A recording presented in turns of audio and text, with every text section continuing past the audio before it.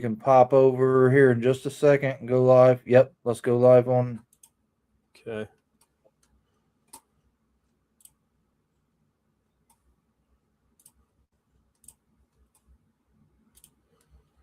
Go live. Okay, send. Should be live. All right. Yep. I think we're good. Yeah, I'm good. I sent everything out to the group messages. Sweet. I sent something out to Gotham City as well, and to Big Yeah. Worm both. I know that they're not necessarily in our groups, but they are. We always like having them on, chatting it up. So they have the link if they want to hop in. So, so tonight we had a cancellation due to an emergency. This is an open panel night. We will have to schedule or reschedule the Berm Boss to come on. It was a very last minute thing. Yeah. But here we are. So you got any new updates this week, John? Not as far as reptiles, but life's going pretty good. We went and saw the movie Goat, and it was pretty cool. Worth the watch if you're into watching like cartoony type sports movies, for sure. So, yeah, I just pulled up our IG off your page there, so that way I can watch IG comments too. So that way we can kind of get it going and get it rolling. So, but yeah, overall, a pretty good weekend. Kind of just maintaining course. Kind of been doing some browsing, especially after I filed my taxes and saw what I was going to get back, and I was like, I was like, Oh, we got our first guest. I'm gonna go ahead and bring him up. Perfect. Go ahead. How you doing, buddy? Hey, what's up? We were in the middle of John's update, so. I was listening. Yeah, you're good. You're good. But yeah, I got my snapshot of what I'm getting back on my taxes, and I think I'm going to be in the market. maybe. Give me a couple weeks, and I'll be probably knocking on somebody's door for a couple. Speaking of that, I've got a list to send you. Remind me after this, and I'll send you a list. Oh, you got Thank you. Okay. So, yeah, I mean, as far as updates over here, I've got 3 snakes hitting the air tomorrow.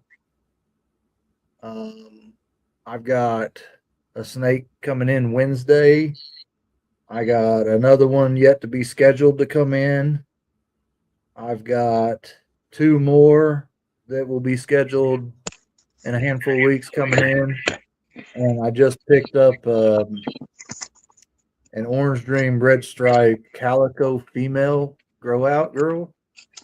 So I'm excited. There's a lot going on over here as far as bringing things in, pushing things out. Yeah. I've got several on the morph market still up for sale. Ready to get them out of here so I can expand and have room for grow outs. And yeah, I mean, it's getting really exciting. So yeah, that's awesome. Pairings will be happening Tuesday night or Wednesday night. You're waiting on that storm to come through, aren't you? Yes, sir. Yes, sir. Well, that, and I had one of my males in blue, so I was like, I'll just, because I want to keep them all on the same schedule. That way, I put them all in the box, take them all out of the box. You know what I mean? Yeah. Yep. Granted, I've been caught with my hand in my pocket a couple times. I've had to take everybody out in there because he was still doing the deed. I had a full 3-day lock, you know. But yeah, he stayed in the box a little extra long because he had to finish. Yeah. What's up, Rosales? What's up? Rosales, is that right? Cool. I just That's butchered awesome. the pronunciation, I bet you.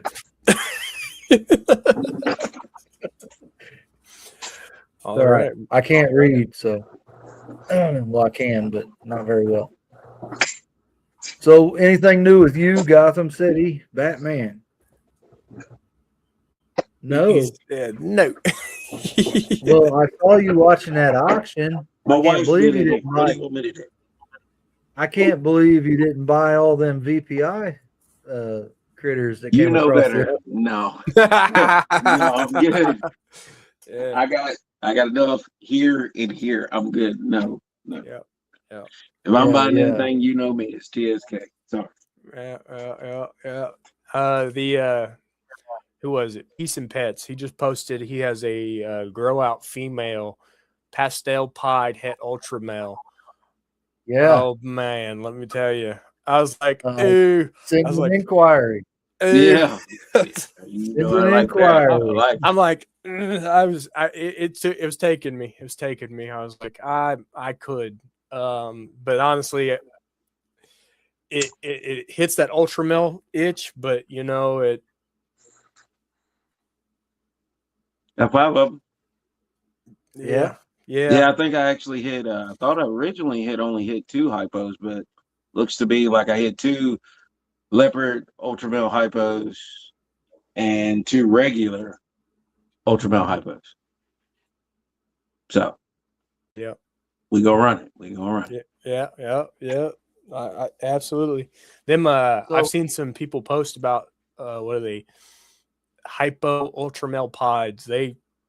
I don't know what it is when you work those triple recessives. They work. Yeah. They work real well together. Do you know how to tell if you're having trouble IDing hypo in a combination? Do you know how to tell?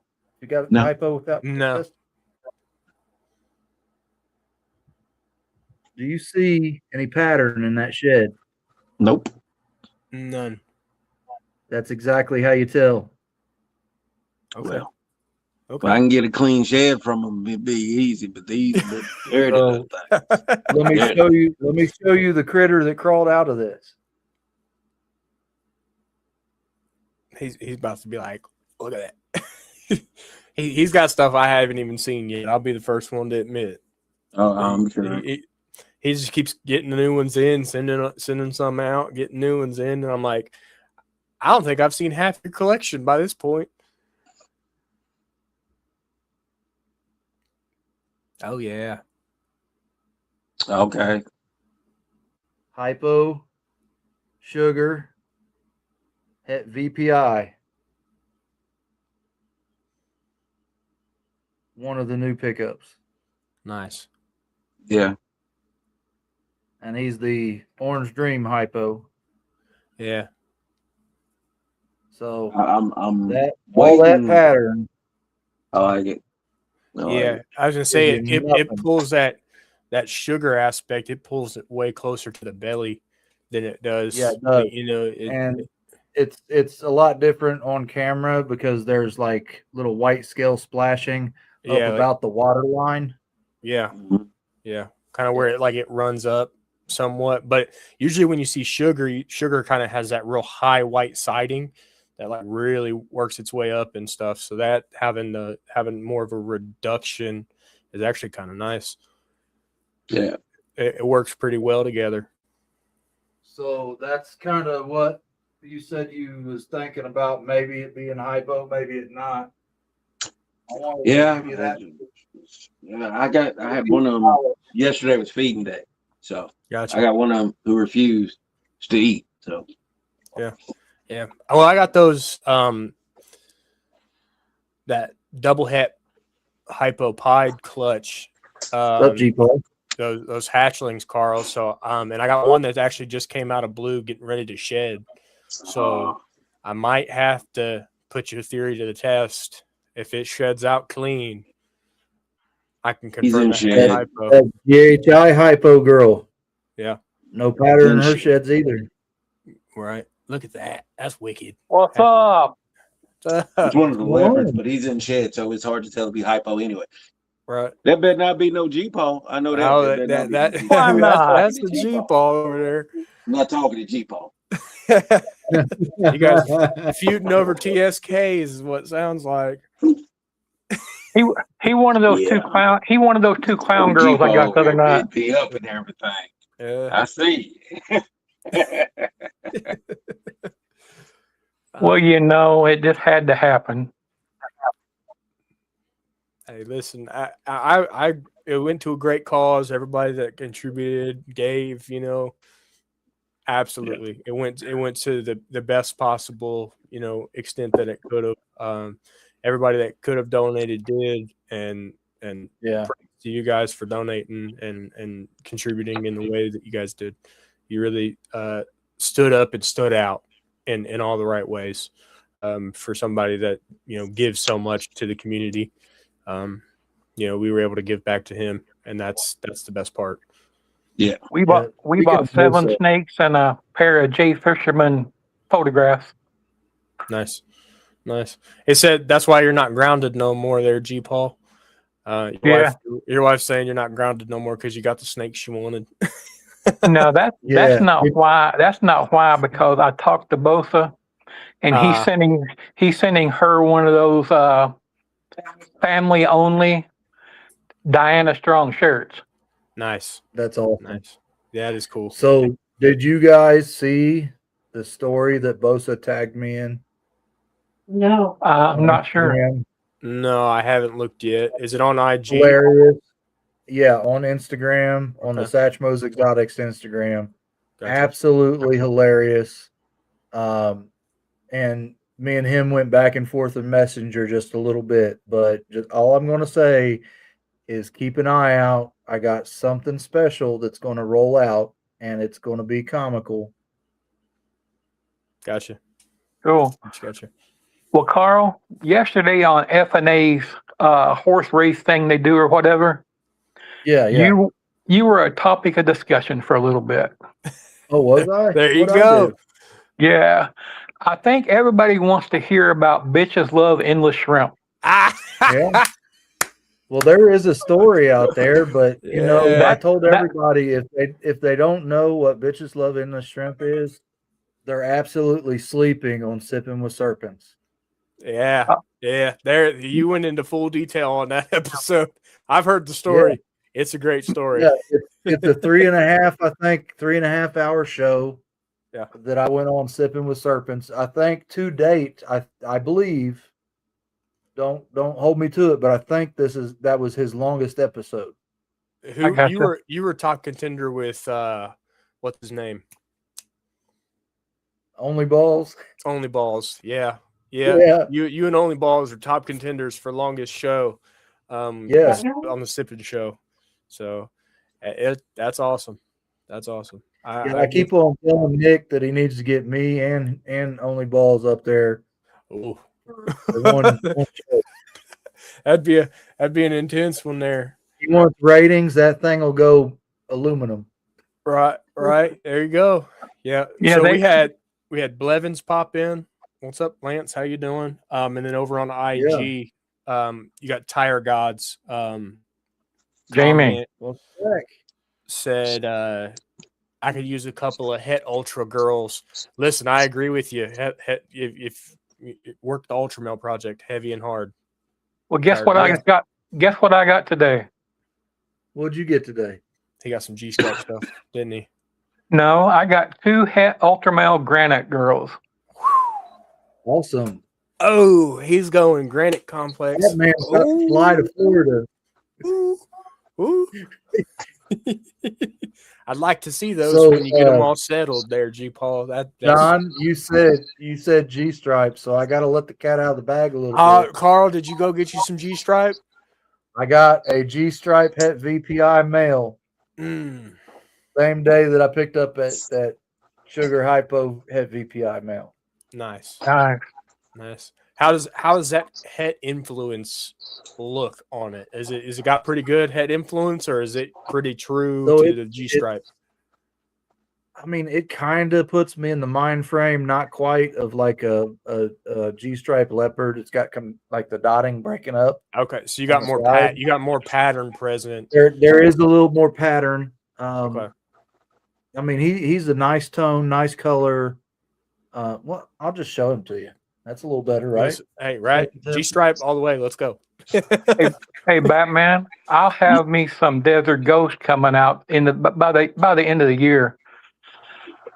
I picked up a Orange Dream, Spider, Fire, Desert Ghost, Het Clown female from Sammy, Mm-hmm. and a Clown Het Desert Ghost male from Val. So they're going to make some babies. Yeah. Okay. Hopefully, you can get some high. About to take some of mine to the expo. So Yeah, we'll see. Oh yeah. So you can see he's got a little more patterning down his side. yeah. He does not have a complete unbroken stripe. Right. Yeah, it's not solid. He's got a stripe. couple breaks, Yeah.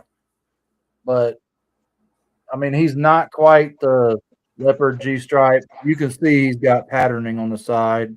But he's close. He's very Down. close of what you would see leopard G stripe to look. Yeah.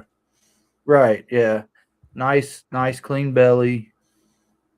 But he's going to be putting some work in, and believe it or not, both these boys are already producing sperm. Hey. Oh, And where would you get on? I got them home, pulled fresh plugs. How you doing, John? Mission Morphs, John. Yeah, you're welcome to pop up if you'd like. We can send out a link or whatever, open panel. Yeah, I send it out to all the group chats. So I need to test my G strap girl. I'm pretty sure she's lesser G strap, but there's something going on in the side pattern. Mm-hmm. Yeah, it's very faint, but it looks almost monsoonish. I mean, it's really crazy. And lesser being a fader trait, it fades down the pattern pretty good. Yeah, it could just be the way that works in. When you stick true. Standard G stripe on it, you got so much variation in like how that pattern comes down from the dorsal, and that lesser just kind of putting it mute to the background would be, that could be what it is. Or like you said, you could have something else present that you don't even know about, and that things go misidentified all the time. Oh yeah, I know. Oh yeah. So I'm gonna pull this girl. Maybe. There you go. I got it. Now you're front and center. Dinner's here. For when they get your dinner's done. Oh, would you look at that? So this is the Orange Dream, red stripe, calico girl. Yeah, I was going to say calico. Yeah. Yeah. And I'm excited to play with this one too. Yeah, the way that OD and calico kind of draw that orange right along where that calico splotching is just phenomenal. Yeah, that just gave me a good name. Good outline. So and man, the red stripe in this girl, because I've seen Orange Dream calicos all day long. The red stripe in this girl adds so much depth. Yeah, especially along the dorsal too. Yeah. So I'm excited. That just gave me a good idea for a name of a podcast. Men who play with their snakes. You're gonna have all kinds of people try to watch that. Huh? Maybe not proud. You're looking for all the wrong reasons at that. or men who play with their balls, something like that. There you go. That's even worse. Yeah. So, I'll say it for the people on Instagram. Most people are watching on YouTube. There's more people in the chat. If you'd like to, it's broadcasted on Satchmo Exotics on YouTube. Go ahead and hop on over and be part of the conversation. Yeah, because if we're on YouTube, we can't see the Instagram messages. So. Yeah. Oh, Big Worm's in there. He commented. Agreed. Yep. He must be getting freed up from some work. He's been on a lot of. He's been around more. Yeah. So Garrett got called into work. They had an issue. He had to go put out some fires, not literally, but figuratively tonight. Right. So if he gets a chance before we end tonight, he's gonna hop in. I won't stay here long. I got my son coming for dinner.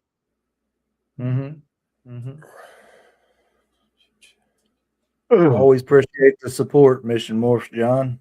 So I'd like to point this out too. So I got envelopes, right? Uh, I got stamps. He's about to say Right. stickers are on their way, gentlemen. Did somebody ever make And her office?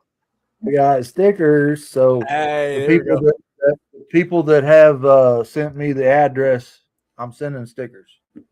Just stick them in my box. Yeah, actually, I already got some in your box, G Paul. Okay.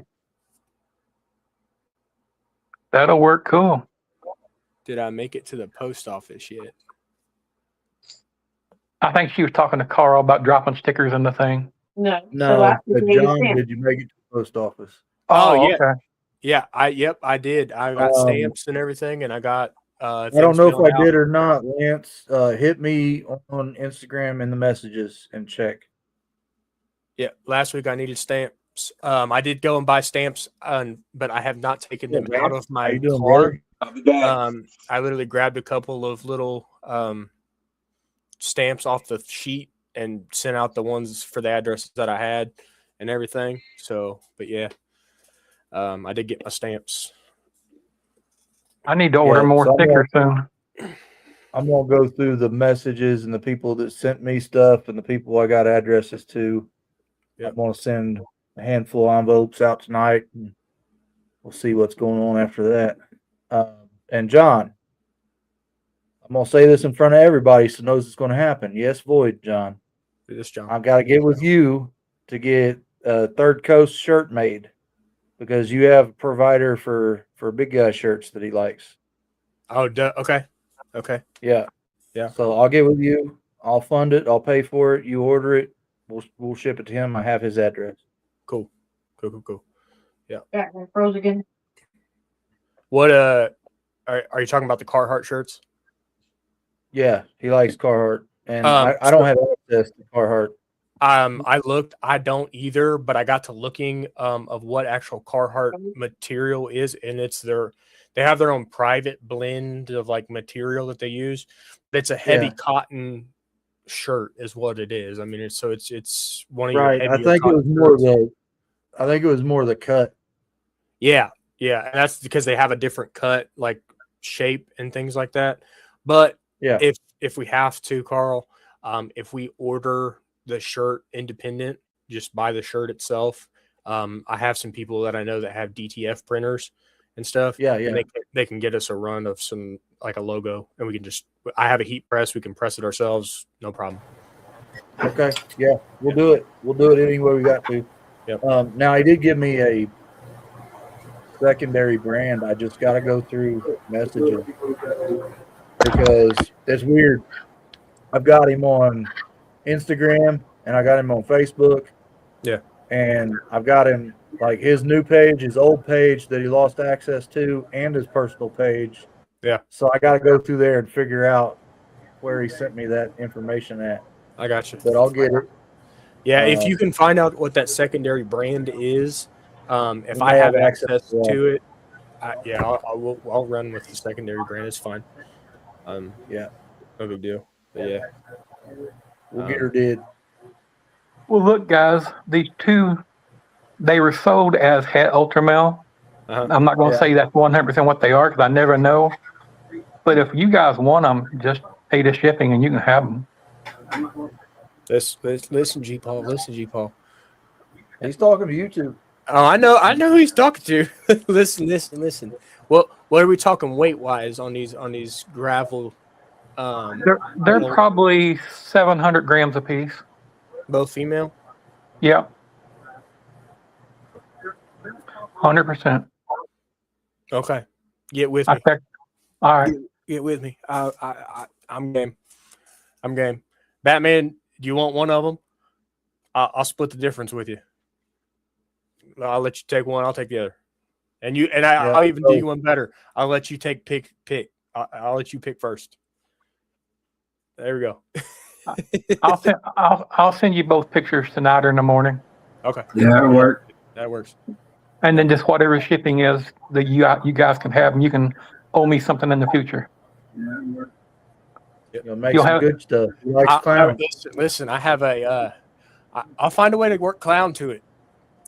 I'll find a way, G. Paul. It's not going to be We my got some project. clown. I'll work that project for you, and then No. send it your way. You don't have to do that. I mean, there's other things I like. I mean, you make cool stuff. The wife likes pie. Well, because the male that I would have in mind is my leopard pied het ultra that I got from Peace and Pets. Yeah. I need an ultra female to line him up to a little bit better, because right now I would be either breeding back to mom to produce leopard pied het ultras, pos het ultras, because he's het, mom's not. So I would lose my percentage, or I could take him a different direction completely and then still reduce my percentage, or I can get a visual ultra female or a het ultra female and then be a little bit better odds. So Well, if you use her and get a het ultra male, the wife wants it. So okay. Well, if you use her and get a het, if I can get likeliness is if everything proves out to be right with those hets, leopard gravel ultra that's het pied would be an all off of that, which would be perfect. I mean, they would look great. Yeah. Then I'll put it to a hurricane clown male het pied. There you go. No, he's actually visual pied, but yeah. Cool. Yeah, we'll definitely talk. I like that idea. Hey, I'll get 5 messages before I have dinner tonight, asking if I'm crazy giving away het ultra male snakes. So, probably. We got a couple messages over here on Instagram that are noteworthy. I got to read them out. I can't pull them up. So Tire God says, I got to start looking serious at some 1.1 het pair in the Hypo Ultra Clown Pied project. And Mac O'Morph says, or test babies and see what they are. Yeah. Tire God says, I need more girls in it. So next year I can produce Clown Pied stuff. Next year I can produce some. I can produce some hypo clowns next year. Yeah.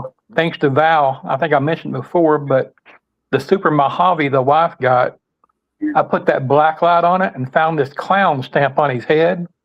Went down his back and found my stripe and the drips down the side and the whole 9 yards. So I went back and had her contact the breeder that she got it from on Morph Market. And both parents were Mojave clown pieds, both double visuals, okay? But because they couldn't see the pattern, they listed them as hets. Yeah. So he's actually a Super Mojave hypo clown. That's what I meant. They were both hypo clown. Yeah. A lot of people don't know about the black light trick with the veil stuff. I've been preaching it. So, so we did have No Limit Pythons here also ask. Hey, there you go. It actually popped up. Clutch. Yeah, I see that now. So, G. Paul, what do you got? What's your most anticipated clutch this year? I know you started pairing. Lily. Probably the one that I want the most and hope it works out will be the Super Stranger Clowns. Nice. Mac, yes, we're on YouTube. So the next one would have been an orange green Batman to a red stripe female clown. Okay.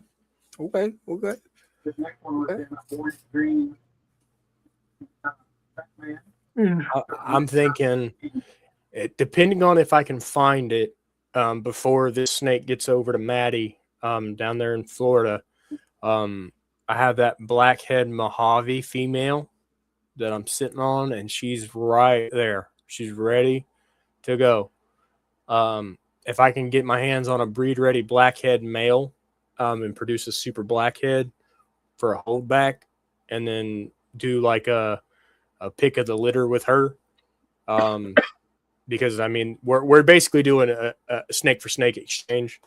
She's sending me some, I'm sending her some that work better with projects that we have going on. But if I can actually get that snake bred, get a clutch off of it, send her the snake, and then send her some of the babies, you know, we both kind of come out in the positive off of that, which would be nice. So, Right. but yeah, maybe some super blackhead stuff if I can. We'll see. Like I said, when I filed my taxes and I saw what I was getting back, I'm like, oh, snake money, let's go. That's the best time of year to have kids. I've got that pastel blackhead male that I'm currently using. Right. But there is a blackhead male and he's locking. So he's not proven yet. Right. But right. We're well, and I'm going based off what I was told about that snake. You know how I was throwing you back and forth ideals. Maybe it's cinnamon Mojave. Maybe it's something else. But a lot of people are confirming maybe more blackhead than Cinny. So we'll see with her. You piqued my interest right there. True Ghost. True Ghost. What line Xanthic? I was definitely gonna say probably VPI. I mean, it's the most frequent, most common. Well, you see how close Batman's sitting. He's waiting for him to say TS. Yeah. He's gonna start bidding right away. Yeah. I'm in your DMs. Let me have one of those. He's gonna slide over in them DMs with something sweet in your ear, buddy. Yeah. So what about you, Batman? What's your most anticipated pairing this year?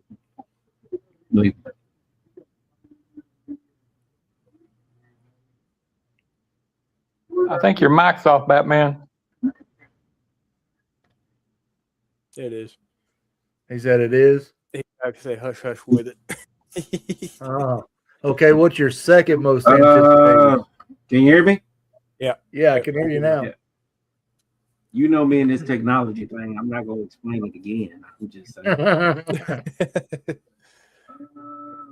Right now, it's going to be on them puzzles. Nice. Yeah. So with who I got, you like them, Satch, because they both spicy for some reason. I ain't never done none of these snakes and they spicy. Whatever. But plus hopefully the two that I won on that auction makes total 4. So we gonna try to push, some puzzle hypo, some puzzle ultra male, gonna mix and match a little bit of everything. A plethora. There you go. Yeah. Yep. I'm definitely, I like to chase that dark morph stuff. So, anybody that says, hey, I got this black pastel Cinny G-stripe, I'm like, the puzzle I got, really, he's dark. He's really dark. I think Jamie's just got his first clutch yesterday or today from Tire Gods. Okay. Yeah, so no limit. I want those in my inbox too. He's working the True Ghost with the VPI stuff. Yeah. I don't know if he was in here. I showed off that sugar hypo het VPI male, and I got some double het VPI DG spot nose stuff. I got just all kinds of VPI and hypo. This whole house is full of hypo. Yeah. I mean, you said it. You said it best when you first got into it. You're like, I love hypo. Something about it just sticks out, and I want it to work it in every direction I possibly can. And I'm like, hets are the way to go initially, and then you start getting visuals, and I was like, man, this guy's running with it. Yeah. So for me, my most anticipated, and this is a question I think I've answered the last 3 lives, but I'm doing it again. It's going to be that African import dinker. And she is paired to a pastel hypo to make hits. And then we're going to try to make a super, take one of the males back to the female next handful of seasons or whatever. Yeah. Try to super out and see if it's a incomplete dominant. And then you already know it's going straight to the True Ghost project. It's going into Clown. It's going into Pied. I'm going to hit all the major stepping stones. Yeah. I'm going to work it into the Bell complex to see what happens there. We're going to do it. We're going to do it right. So I'm probably going to have to end up with another rack like that. Just to work it out right. Yeah. But I've been doing some configuring in my head, and let me know if you think I might be crazy, but I've been thinking about taking the bottom half of this rack, and if I can design a component that can be attached and detached, splitting the 70s in half with 2 new tubs, and basically that would turn this into a 45 slot rack instead of a 30 slot rack if I do it right. And I'm my gears are turning to try to get somebody that maybe like works in a fab shop. I just got to get my specs down to like the guarantee, you know, on the measurement, and make sure I get the right tub size. But do your 70 tubs have the cup holder built in? Yeah. Okay. Yeah. So you were thinking like putting a piece of like, I've seen somebody make some like PVC thing that split the Yeah. actual tub. Yeah. Right. Yeah. No, what I was thinking was instead of doing it that way, actually modifying the rack, but having it a way to where I can have it both directions, right? So like if I wanted it to split in half on that row, I can split them. And then if not, you know, go the other route. You should be able just to install 2 removable rails. Yeah, right. And that's what I was referring to, like a rail that can you like have the original rack, right? Yes, I have original. So it's not the newer style with the plastic rails between. So it's not the hybrid style. So you can't. It's not necessarily able to be modified on the original series of any of the racks. They're not modifiable. So unless you have somebody that maybe works fab shop to be able to create you that divider. But we got some snake and tail going on. Hold up.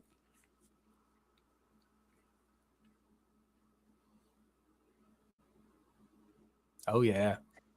That's beautiful. What? Oh yeah, that's that. It's TSK. Oh, Super pastel oh, test. don't wait. Yeah. See, when you get a good version of pastel, it works. Oh yeah, she's. Don't put back up. Yeah, and I mean, no matter what, living in the super form of super pastel, it works better. On the super side, She's in my opinion, growing. It does. Yeah. They sell separators on Reptile Basics.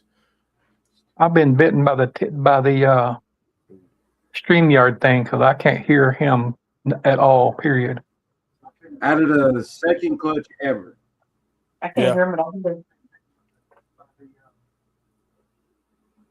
So you guys can't hear him? I can't. No, I can't hear. I'm hearing double. But it's just part of StreamYard doing stuff. Yeah, he's got ring back, but crazy stuff. Yeah, it's probably acting wild. But no, I was looking at our chat thread right there, Carl. They were saying, who was it? They sell separators on Reptile Basics. Is that for the hybrid racks or the originals, Tire Gods? I'm curious.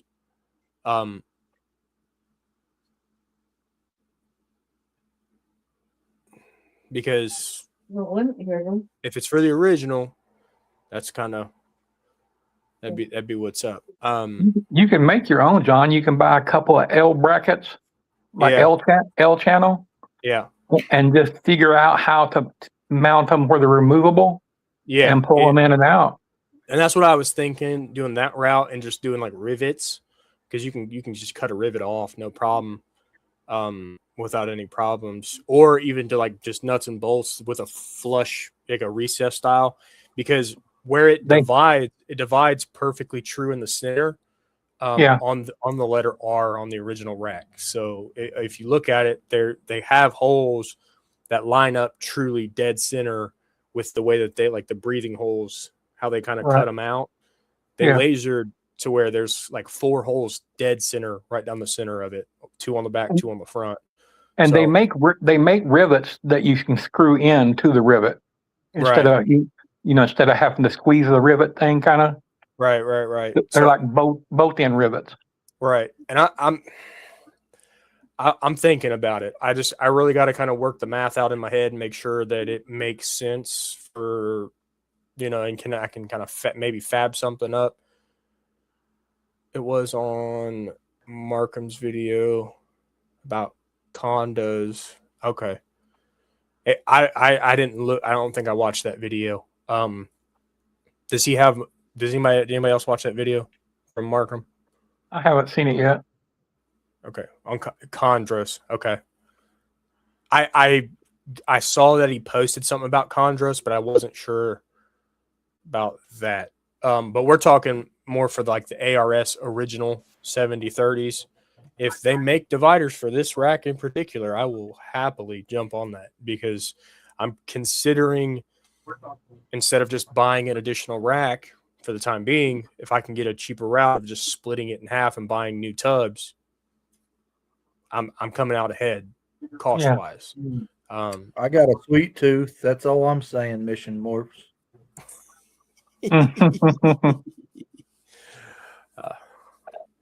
Hey, Gotham, Mission Morse has got a sweet visual clown VPI girl that your wife needs.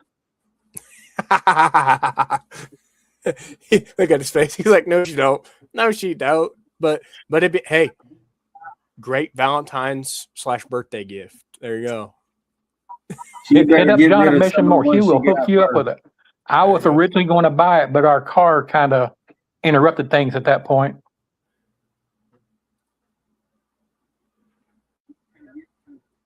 So his guest, you'll have to look up that video and see what it was. I'm definitely looking into it too.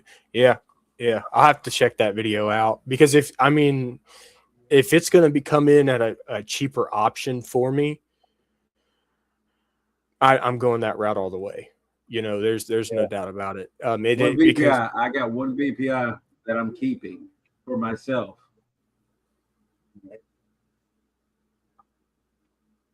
What happened?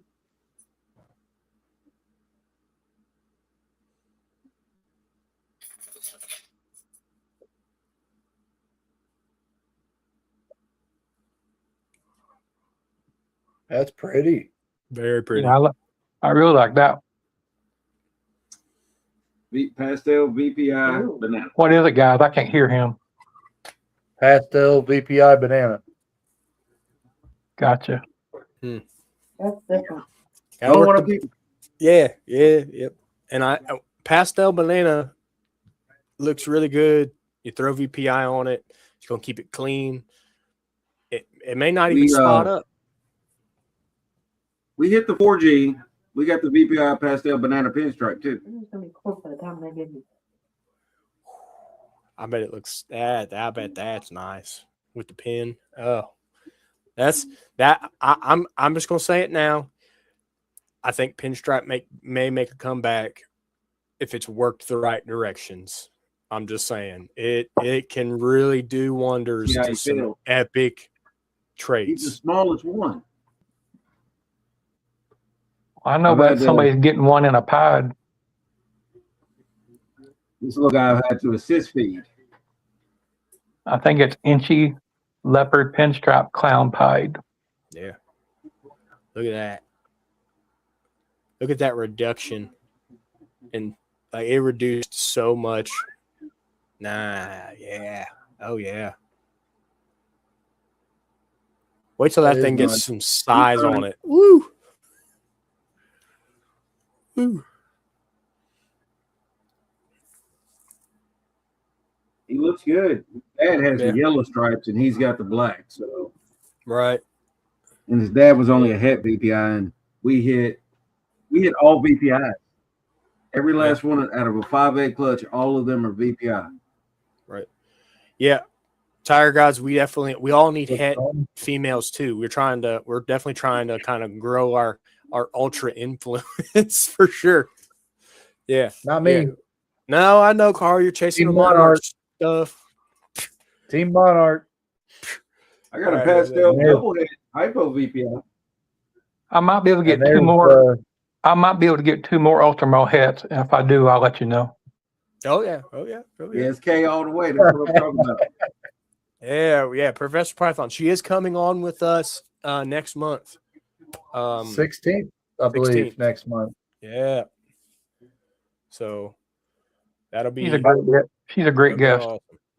So Yep.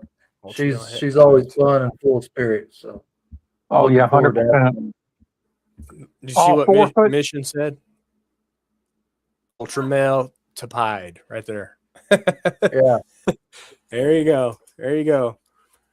Yep. And here's I still ain't Gotham. decided how many I'm keeping on Ultramel.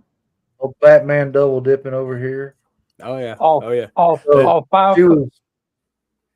was so Jamie was watching on I got to go, guys.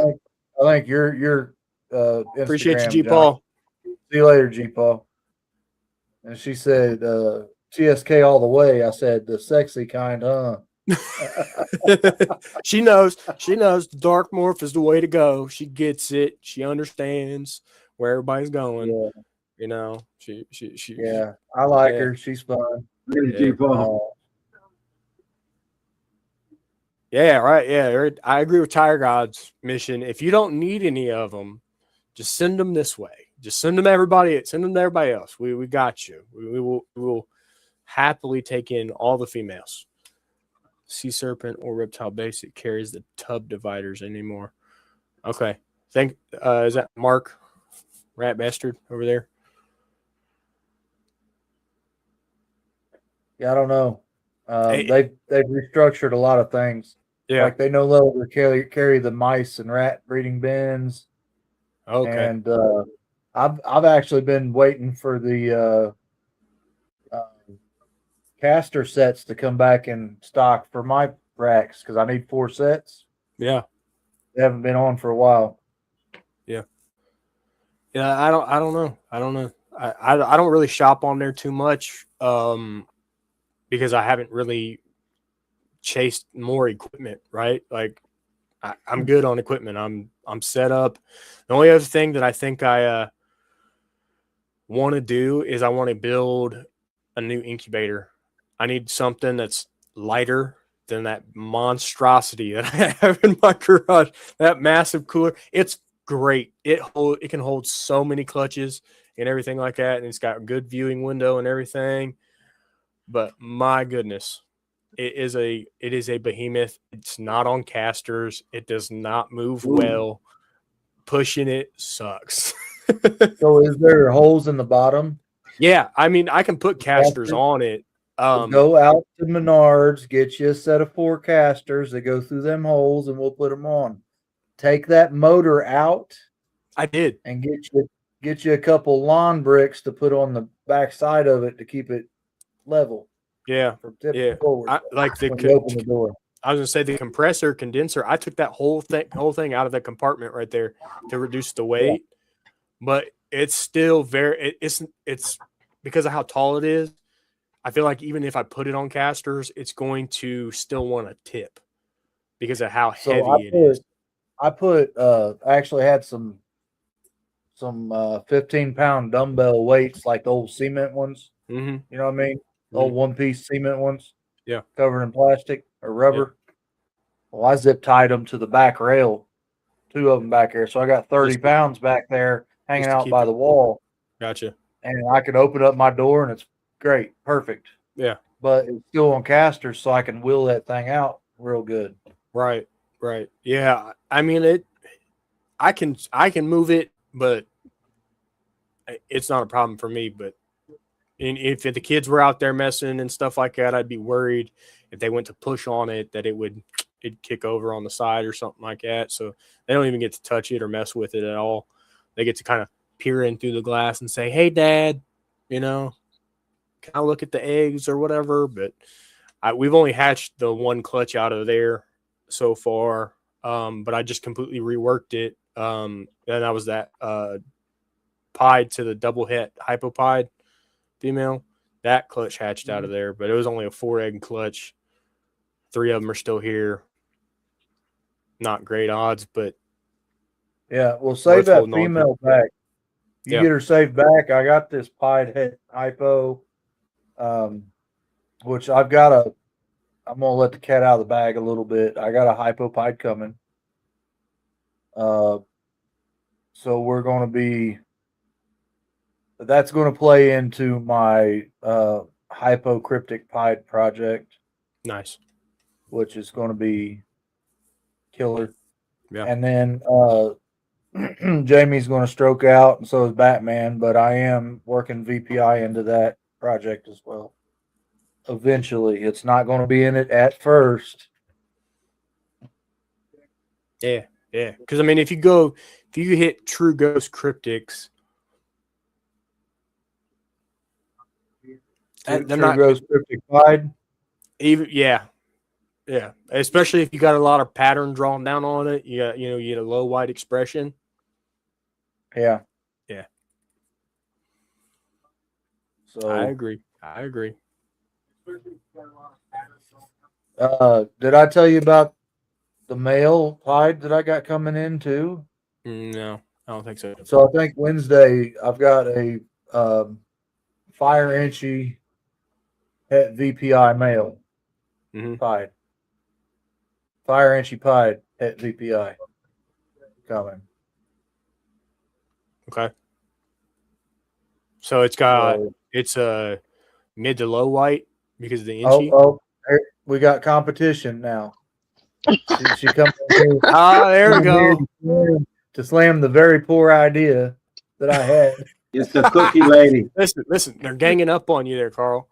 They're going to gang up on you. That's all right. No, I was just going to say, would you prefer TSK cryptic hypopide? Would I prefer? Yeah. If someone could hook you maybe. up with that. I mean, yeah. I'll be honest with you. I had a TSK, a hypo TSK girl, and I shipped her to Tommy. Okay. Your preference is VPI. That's fine. No, it's not that it's necessarily my preference. I just have a problem with space, and I don't want to work two exanthic lines in the same house yet. No, totally understandable. And like we've had the conversation before, there's good lines and there's bad lines of almost every gene out there. So yep, you are correct. There is more availability for the VPI, but you have to be more selective. And the only reason I got rid of my TSK line is because I had more VPI. So it's not that I like it any less. I just like giving you a hard time. And Batman too. I like giving Batman a hard time. Wow.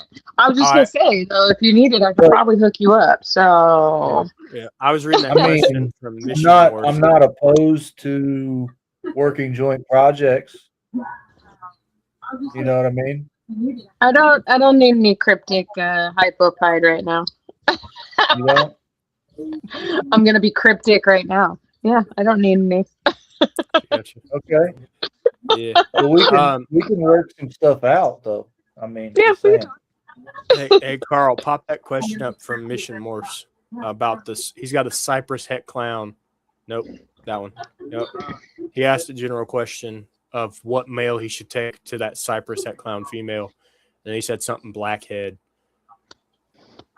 Yeah, they are allelic. And they do work really well. I'd have to look at your mail list before I could really give you that. I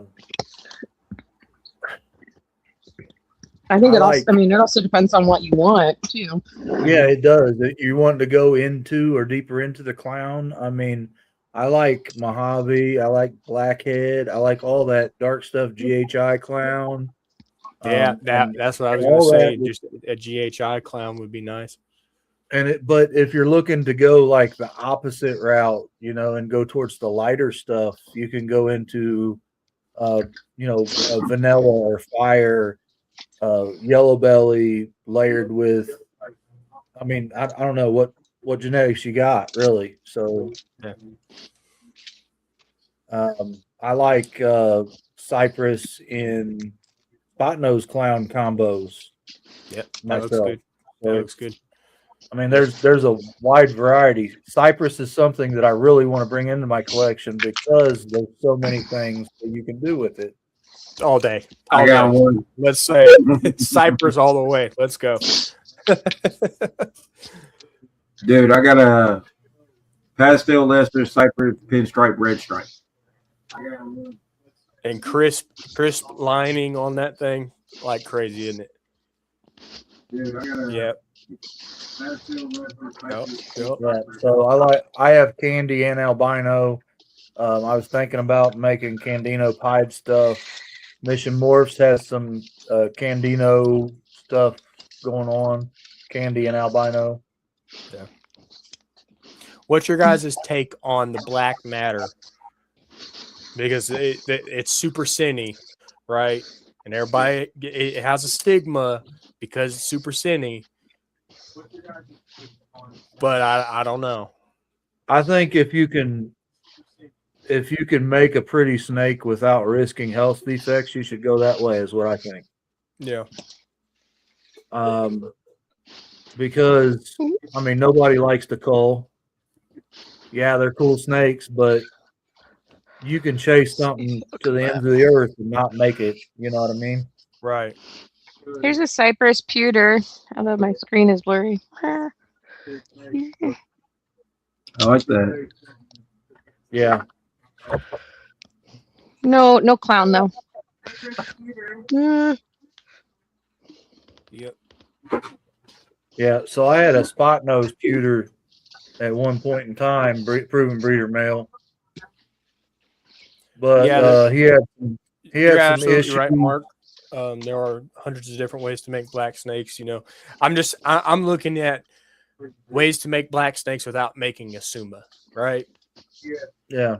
Trying to steer clear of the suma stuff, trying to kind of toe the line with the most black of black snakes that stays that way, that doesn't brown down, because a good amount of them do brown out as they age and things like that. So just trying to work those dark morphs, kind of layer them in together so that you don't run the health risk.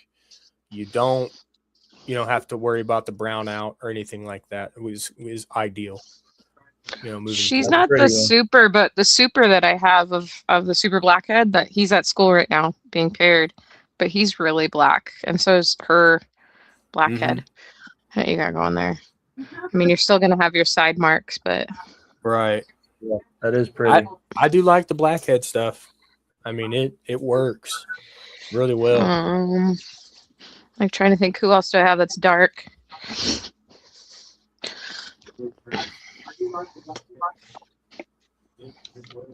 She gonna pull out something mahogany. Watch. I don't have mahogany. Oh, good. You want Good. some? I can make you some. No, Carl. We need to steer clear of the suma stuff. No, Yeah, I'm not doing Suma, but I've got mahogany. I've got a mahogany albino pairing going on right now. Right on. Oh, that reminds me. Somebody asked earlier how many clutches we were going for this year, and I totally forgot to answer that question. I'm going for 8 total, but I might add 2 more late season. Yeah. I think all my one is breeding is already- going late season. Yeah, So. one is already laid, and I've got a 10/8 clutch in the incubator right now. Hey, those are listen, all- next week, Carl. Just saying. 24th is when they're due, ish. So Okay. All right. So you're cutting live on Monday? I'm going to wait until something pips. So it's going to be spur of the moment egg cutting live. Okay. All right. I don't like cutting before they're ready. So Right. No, I got you. somebody's going to come out. Now I did bring the tubs out and vent the top. Yeah, I vented the top this morning, the press and seal. Or sorry, this afternoon. But Yeah, other than that, that's the first time I've had them out of the incubator or even looked at them since I put them in there. Yep. And they all look pretty healthy. You know, they're starting to dimple. Nothing, no mold anywhere. They all look like good eggs, you know. Nice. So Nice. What's your hopes on that? Are you hoping like all banana pieds? no, because I've actually got people that want some female normal pieds from me. Right. So it's going to be heavy on the banana because that's just how that boy is. Yeah. He throws a lot of banana for some reason. Right. But I do hope to have a few female normal pieds. But they're all for sale. They're not a single one of them going to be a holdback. Awesome. That was one that I paired specifically for table snakes or, you know, something to sell.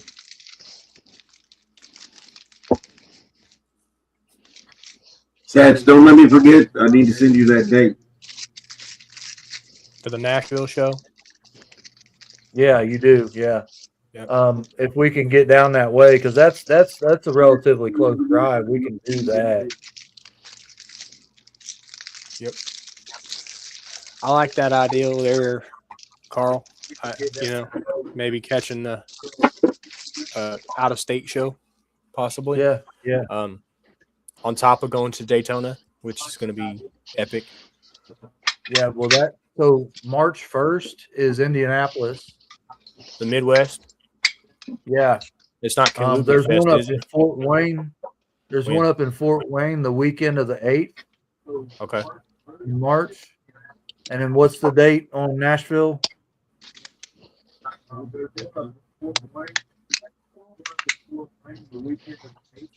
can't remember dates. Okay, March, so we got Nashville coming up. March 20 something. March 20 something. Okay. So yeah, the plan is we're hoping to go to Daytona Yes. this year. Yep. I'll be in Daytona this year. Yeah, I'm still waiting to figure out whether we're doing the Airbnb with the RWO or whether we're figuring out. I'm trying to go. Yeah. I was looking hotel kind of close to the convention center, and they're really, depending on what everybody's standard is, there are some pretty reasonable hotels over there. Just saying. Yeah, yeah. I mean, I'm not worried about that. I just know I'm bringing a hefty beer budget. Yeah, there you go. Yeah. I told myself I'd take some tattoo money, you know, because anytime I travel, I always get a tattoo, and like, I'd like to go down there, you know, have snake money and tattoo money. So it's gonna be a pretty healthy budget in Daytona. So what are you going? What's your idea for a tattoo? Oh, I was thinking about getting the Void Century logo on the back of my left calf. If I can, you know, find an artist that'll do it. Or I might get that, you know, before then and then go and finish out my sleeve over here on the left arm. But we'll see. Kind of a 50-50. I don't know yet. Yeah, so the wife and I were talking about going with the kids because all the kids are older now. We're talking about taking the kids out, putting a couple $100 on each one of them, and they fill in the rest if they want something bigger. And all of us get tattoos. Nice. Because it's been, oh shit, Peyton was 2 years old, I think. Last tattoo I got, and he's the youngest kid. He's 19, going to be 20, so it's been a while. Oh, I'm kind of chuckling at. She's sitting here petting it like you do a cat. Like the most diabolical way to pet a snake. She's like, they're talking about you. That's great. That's great. I do the same thing though. Listen, it's cool. It's cool. I literally pulled one out. Yeah. The way you're petting your business. All right, I'm gonna go finish making my grilled cheese. So I'm sitting here on camera making grilled cheese. What kind of cheese are you using? Just cheddar. So just a simple. We go up to the Amish store and we Mhm. buy several different kinds of cheese, and we'll have a grilled cheese night, and we'll have a couple different types of grilled cheese and make tomato Yum. soup. Yeah, yeah. So You we always do got to that get the every real, once in a real while. thick, like toast bread. You know, the real Oh thick yeah, bread. yeah, Yeah. yeah. So Mhm. Well, have a good night, guys. Yeah. Thank you enjoy for your stopping supper, in. Jamie. Thanks for stopping in for sure. That's awesome. But yeah, Daytona tattoos. I agree. Let's do it. Full send. Yeah. Well, I don't know that like the kids won't be able to go with us as they all work and they don't have the vacation that we do. right. But we like us guys can probably find something to do. For sure. I know that last time I went to Daytona, I was staying between Orlando and Daytona, and actually where I got my neck tattooed, it was at a shop. Was it? It was in Orlando where the shop was at, so it wasn't very far from Daytona where I got that done. But Well- the chick that did it, she has like blood pythons and everything, and she was really cool. She had like horn implants, forked tongue, send him everything. the She was link? cool. wanna send him the Yeah, link? I sent it to his IG, so he should have it on his Okay. IG. To hop Yeah. on there. Click that link on your Instagram messages. It's best if you copy it and paste it in your browser. It works out better that way. Itchy yellow belly, het lavender albino het. So yeah, last time where was that? Was that it wasn't Nashville, Gatlinburg. Yeah. We took the kids down to Gatlinburg, and my eldest son got a tattoo down there on his calf when we went on vacation. The last real big vacation we had. Yeah. I did the same thing last time I went to Gatlinburg. I got to get what you get. And it's it's right on my sock line, and it's Quagmire, and it says giggity. Giggity. It's hilarious. It's the funniest tattoo ever. I was like, this is great. It sums up. Well, at least it wasn't Herbert. Yeah, right. But like I was just I had to keep re-rolling on the get what you get, and I'm like, can I just get something? Like, because the person that I was with, they were like, no, I don't like that. I don't like that. I'm like, it's a get what you get. Whatever you roll, you put it on your body. It's the concept. Like, we're taking the fun out of it. Like, I had one. It was literally it was a cat, and its face and butthole were flip flopped. It was like I was like, that's so comedic, and I'll put it on my ankle. Nobody will see it unless I show them. But I have a story to tell for years if I did that tattoo. And so it was like, no. Michael, hit my IG again with your preferred brands for t-shirt. Yeah. Both of them. You gave me a couple brands. Throw me that message again, because our mission this week is to locate a brand and get a shirt printed up. I'm definitely just want to, Carl, I'm looking at your hashtag because of Garrett. I'm working on a shirt design for it. You got one? That's what I'm doing. Okay. So I said earlier where there's going to be something coming out. Yeah. That's it. So Bosa sent me. If you guys go to my Instagram, I'm tagged in the story. Bosa posted where Mitzi had put in the comments hashtag bitches love endless shrimp. Mm-hmm. And Wiz, for the first time ever, because I don't think he's been exposed to that, read it out loud and started dying laughing. Well, Bosa clipped it up and tagged me in the post, and man, it was funny, and we were going back and forth in comments. I'm making a hashtag bitches love endless shrimp. It will be on the Spotify or my Printify, and it will be available in a hoodie and a t-shirt. So sick. No, I was talking about this Satchmo's Dirty Void hashtag. Oh, that one? Yeah. That's a good one. So for everybody who don't know, we made an email for this StreamYard and for a joint collaborative YouTube channel that we're going to be putting together, and we're going to eventually move over to Not that the one YouTube channel, so everybody's viewing on the same place. Right now, we got people going 3 different YouTubes and a bunch of different Instagrams, and we just want to give you all one place to go because it's more simple. But it's going to be the email for that is satchmosdirtyvoid at gmail.com, which I think is hilarious. Very funny. Yeah. That is beautiful. Let me think. Inchy. Okay. Pastel. Het puzzle. There's something else.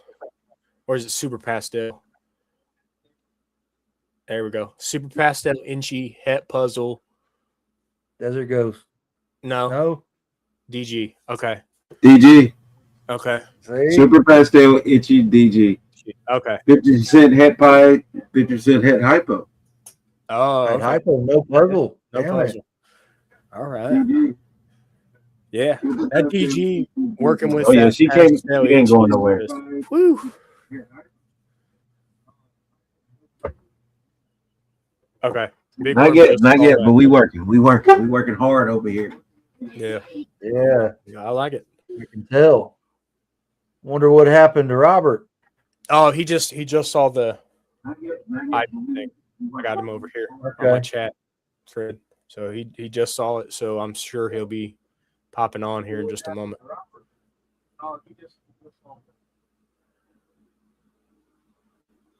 Something hit pied, huh? Oh, We like- okay. We like something hit pied. Yeah. The mystery of it all, right? That's the key. So is it like darker brown or is it like more of an orange color? More of an orange.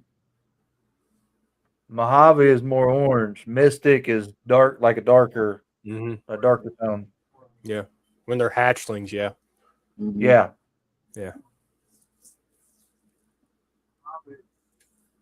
Both turned out to be females. Oh my goodness.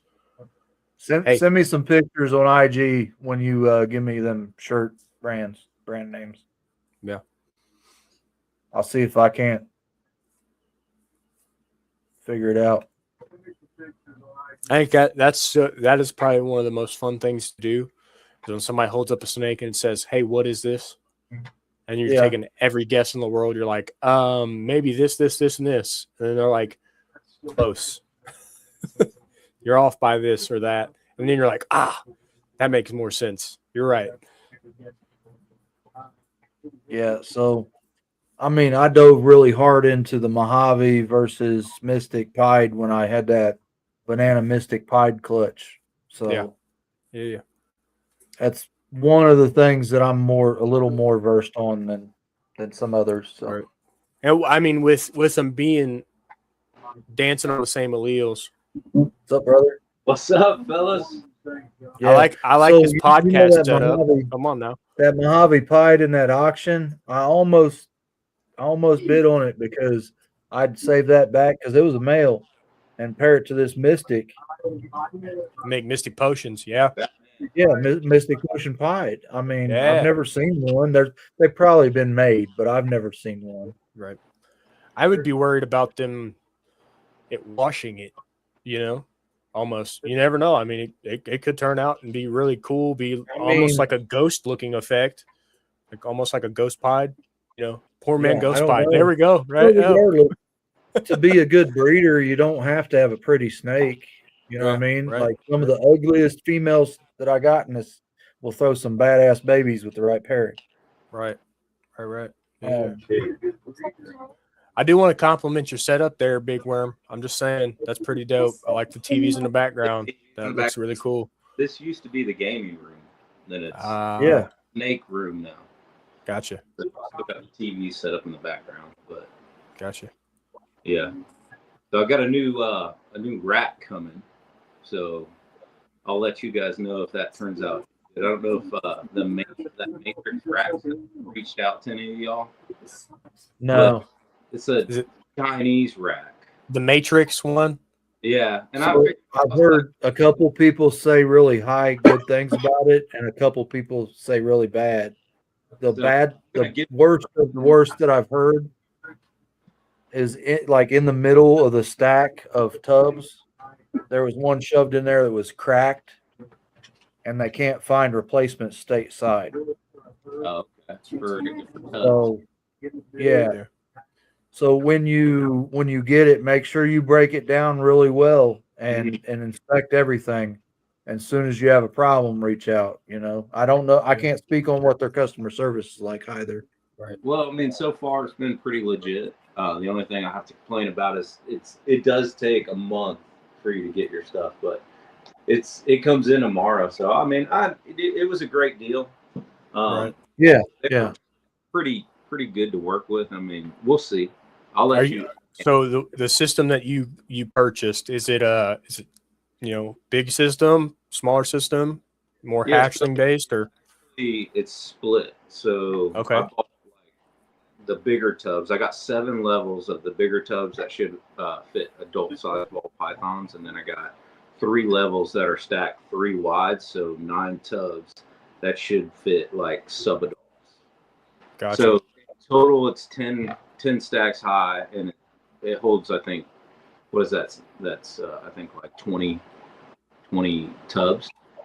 Okay. So it's 9 and then 7. So 9 and 14. So what is that? 24 tubs? What is that? Something like that. Yeah. Yeah, I'm not doing math real quick. Okay. You're good. You're good. But okay, that's cool. 9 and 4. You say 9 and 14? That's what 26. There you go. No, 20. 23. I think 23. Yeah. So 23 tubs. And I mean, it looks nice. Like everything that they sent me, like I said, I mean, right now they gave me like a special if I do like a live or if I do like a unboxing and all that. So they asked me not to tell like how much I paid for it. But I'll tell you what, like as far as like, because I've been looking at getting an AR rack, something like that, and I mean, it's double, if not almost triple what I paid for this. So if this turns out to be somewhat nice, then it's something that I will promote.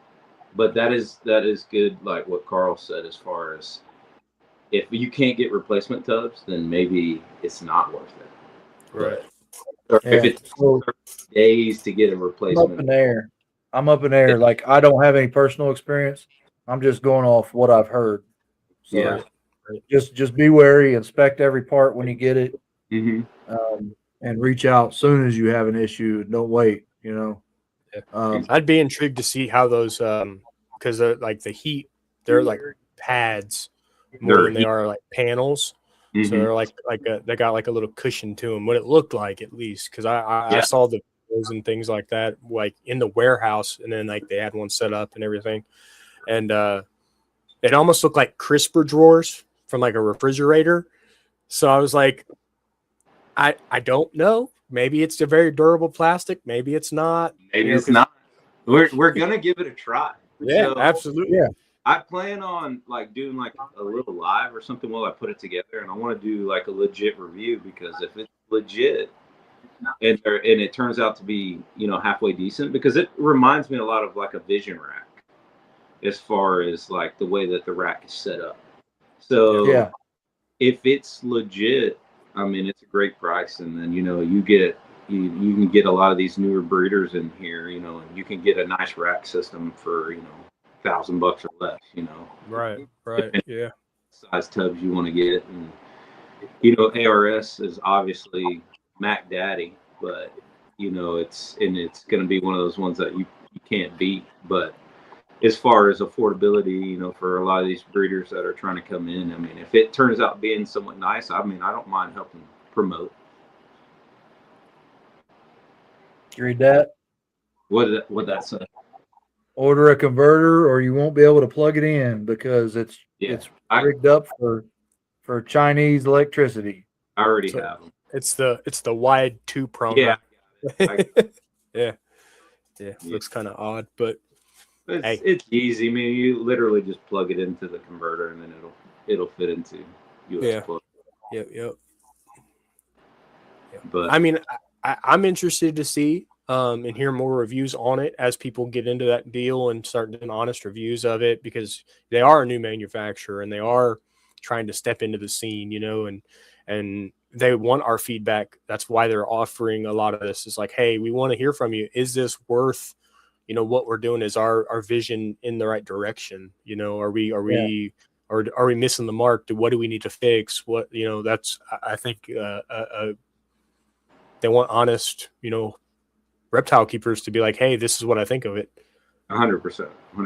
And I mean, I was willing to give it a try. Right. Yeah. Right. Yeah. Well, You're right. No limits. I think think a lot of people went that route, the PVC originally. And I think because you've got more experience with using and looking at different racks stateside, you're going to be able to look at that and give it a better review than somebody just getting in or somebody with less experience. So I think that's a valued opinion. You know what I mean? 100%. And I'm excited. I mean, everything that they sent me, and you look at some of their videos, it looks legit. I mean, they look nice.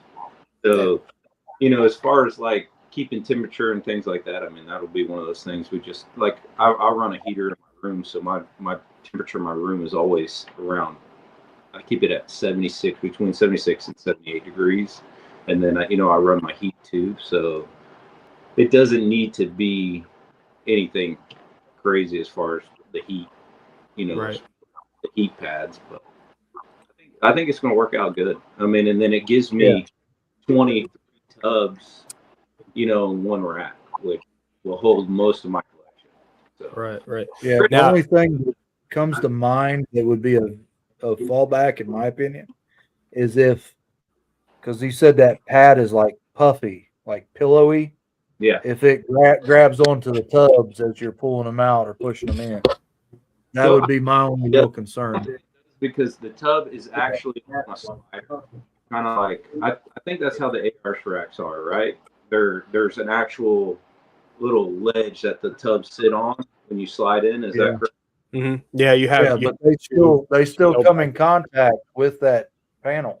Yeah, they sit down on top of. They kind of just graze right over the top of it. And I mean, if you have a gap, it's very microscopic gap. But there's still a lot of heat transfer up. But yeah. Tomorrow it's supposed to get here, so I'll have everything up. I might do either. I don't know if I'm gonna do like a time lapse of like putting it together, or do like a live, like as far as unboxing, putting it together. But next Monday, I can give you a legit idea of whether or not what I think about it. Whether or not it's worth it. Right. I'm eager to see the review. I'm wanting to see this. Like, actually, I mean, if you do the time lapse, I want to watch. I think that'd be awesome to see somebody actually like unbox and put it together, and from it showing up to it being put together and set in place with snakes in it. That's going to be very interesting to watch for sure. Yeah. So I watched his review video, but it was very quick and to the point. It didn't dive deep into the intricate work, like how does the heat panel work? How does this plug in? How thick gauge plastic is the tubs? You know what I mean? It didn't give me the detail that I was wanting. Exactly. Yeah, the rigidity of the tubs. Like, can I take them? Can I twist them without them cracking? Because these do got a little bit of play to them, to where you can, like, if you need to scrub and kind of lean, it's not going to crack it when you're scrubbing them. Yeah, you can power wash these tubs. Mm-hmm. Oh yeah. But if it's something like the crisper drawer in your refrigerator, you don't want to hit that with a power washer. Yeah. You know what I mean? So we'll figure it out one way or another. 100%. Right. So, and I will, like I said, it's supposed to come in tomorrow. I'm still hoping it comes in. Right. Yeah, I mean, because it's an imported good, so like, when the whole process took place, obviously it has to clear customs and everything of that nature. So how did that process go? Like, if you could, they were awesome as far as customer service. They were very communicative. Like every question I had, they answered. It did take every bit of. I think I ordered it on January 8th. Okay. They're coming in February 17th. So Gotcha. it was every bit of a month for them to get here. And it was 30 days before they got to customs. And then I saw any new 17th. So, but for them to get here. And it was 30 days before they got to customs. And then I saw any new 17th. So, but can y'all hear that? Yeah, I can hear you, but you got we ringback. got a real bad from reverb. I don't know. somebody. It's okay. It's Batman. We're good. Yeah, we It's got good. it. Yeah, it cleared it. Yeah. All right. So I kind of lost my place, but it was 30 days before I saw any movement. So I got a little bit nervous because he told me like, hey, you should see movement on the 5th. Didn't see anything on the 5th. Didn't see anything on the 6th or the 7th. And then so I reached out to him right like, hey, I need you to give me like an update whether or not. And they responded right away. He's like, it's in customs. Just give it a couple more days. It's like if something doesn't happen, I'll reach back out to you. And then the next day, it showed that FedEx had my packages, and it's on the way. So, and it shows that it should be delivered tomorrow. So, a little bit, I'm excited about it. I just Nice. excited to have something new. I mean, I'm still using the OG. Like I built this rack, and it's done. It's done great, but I want something a little bit nicer. I mean, I have the Sea Serpent rack here as well, Right. but it's time for something a little bit nicer. Right. Something a little bit more, uniform. It doesn't take up, so much space, and you got to accommodate with the stuff that does like not on casters, like no racks, like you have to find furniture to put it at height to where you can actually like get into it. So you either got to build like a stand for it or find a piece of furniture to sit it on so that you don't have to like lean down on the ground to pull out tubs and stuff. So, I mean, it could be a challenge for some people. So I have that Yeah. Vision rack that I just showed, which is like a hatchling rack. Yeah. I mean, it's a great rack, but if I had to do like a legit review on this rack, the one thing that I don't like about it is that the tubs don't have they have individual spots, but they don't have like a spot for the tub. Like it doesn't have like a slider. So tubs kind of get jammed up against each other when you put them in. Yep. Not as smooth as like an ARS hatchling rack or Right. Yeah, it's just like throwing stuff on a bookshelf. Exactly. It's like throwing stuff on a book. So I'm gonna see if I can do this here. I've got Reptile Basics, VE6, 2 of them stacked up there. Looking for casters for that set.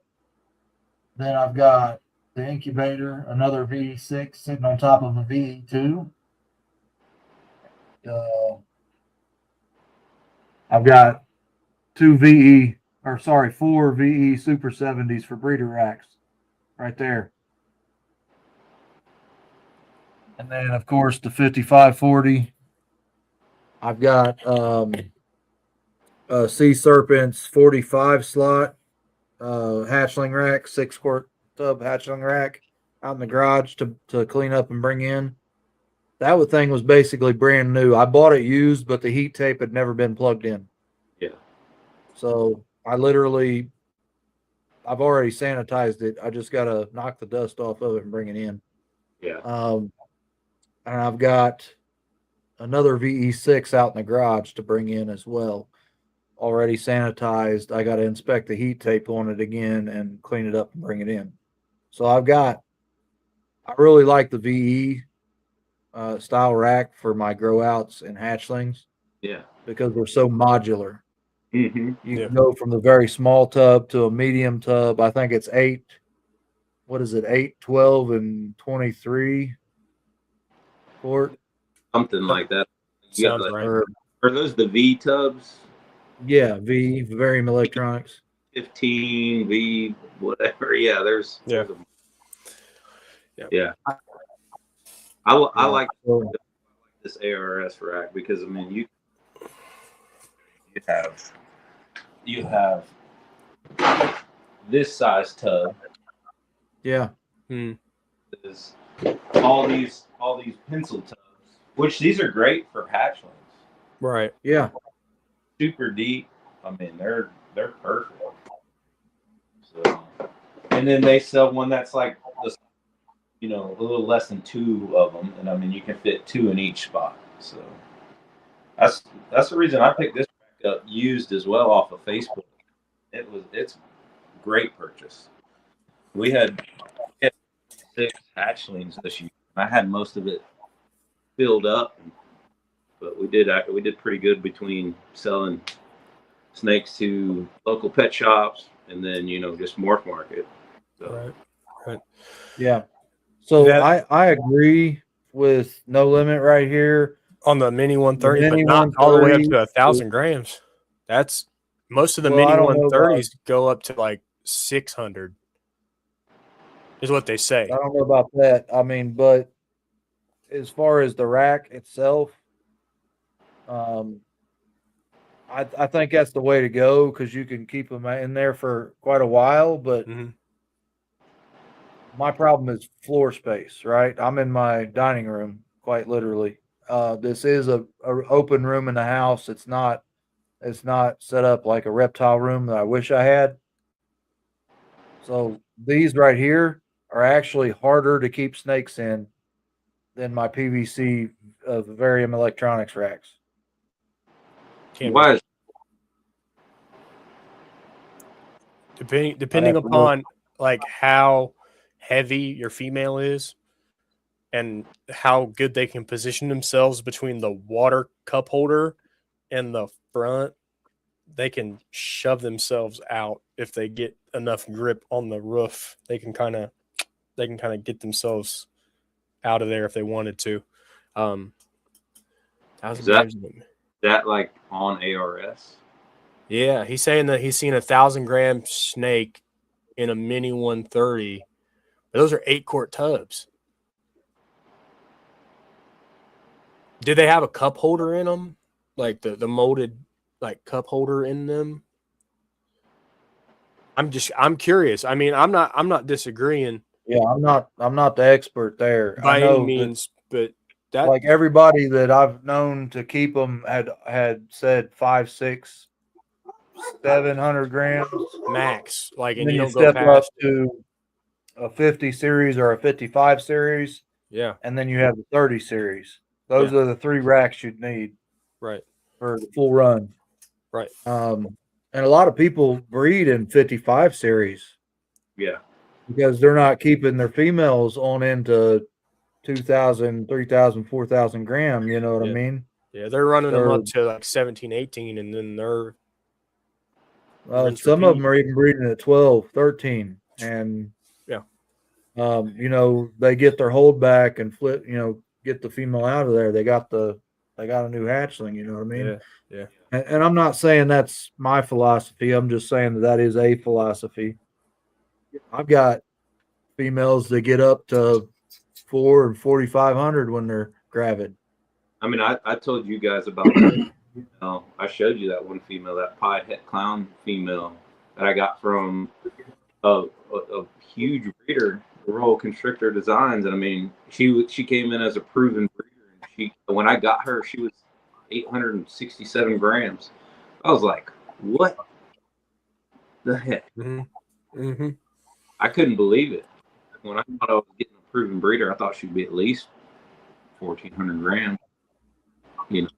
She was small. Right. But right. We're up to 1,200 grams. So I do have a few snakes that prefer the smaller tubs. I got a 2,700 gram female that she insisted on being crammed in a 23-quart tub for a long time. And then I finally got her moved over to the 55 series, and she would eat for a while. and then I gradually got her moved over to the 70 series, which she's at now, and she eats regularly, but she absolutely has to have a hide. So, I mean, you know, it's a hassle if there is. Ida. I'm guessing it's gonna end at 9. Yeah. Yeah. It's always nice to like pick other people's brain, especially about like rack size and like what they experience as far as like snakes that they have in certain racks and why they choose that option. I'm not nobody, you know, right, wrong, indifferent. Everybody's got their methods, and if they work, they work. As long as your snake's healthy and is thriving, stick to the method that you use that works by all means. But it's interesting to kind of hear why, like their reasoning is like, oh well, the males go off of food for extended periods of time. If I try to upscale them into a tub that's, you know, got them feeling uncomfortable. And then like you got some females that prefer the larger tub, or they prefer like more narrow tubs. They want to be pinched in between something. So you got to throw a hide in there so they can really like kind of wedge themselves into a little tight spot, even though they like to, you know, cruise around in the evenings or whatever. So you get a lot of versatility out of each snake almost, it seems like. So you got to be kind of willing and capable to put them places that you need to put them. Yeah, I mean, kind of thing. you can't just have one base style tub and size tub, right? Expect to succeed, because you're going to be throwing that curveball. Yeah, you know. But so Mark, are you talking about 2 more snakes or 2 more racks? If you're talking about snakes, them's rookie numbers. Listen. We know. I've got a good I've idea. got a problem. I've got an addiction. Yeah, a little bit. Yeah. You know, when I watched it's called My Strange Addictions or whatever. There's a guy on there that says he's addicted to snakes. He's got 93 in his collection. Yeah. And I'm like, them are rookie numbers. Yeah.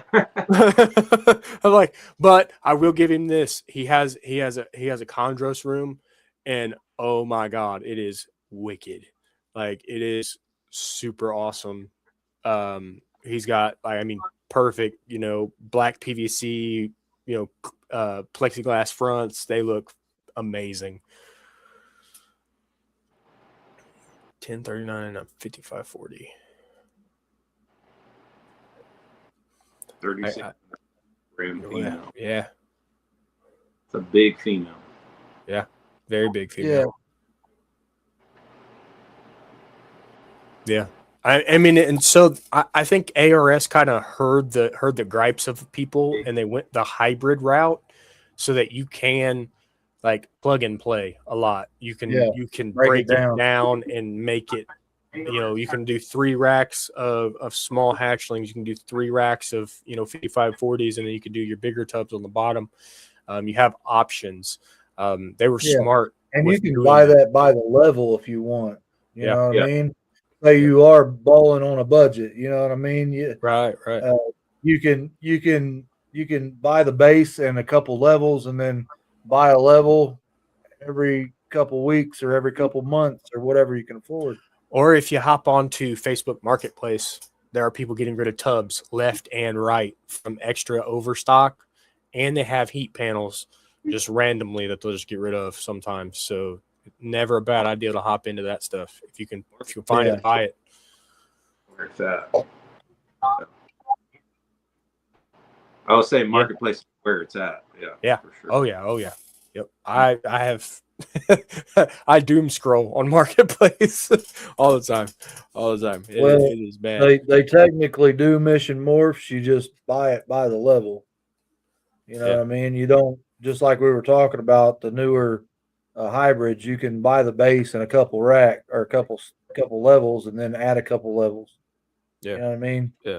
Or you can buy the 5540 or whatever. Right. Well, he's talking about tub size between, right? The 10 to 40.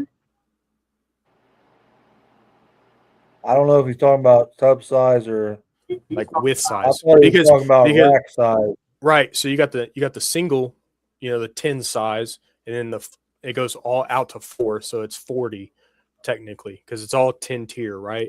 So no matter what, it's either 10 or 40. I thought they had 20s where you had like 2 wide down. Yeah.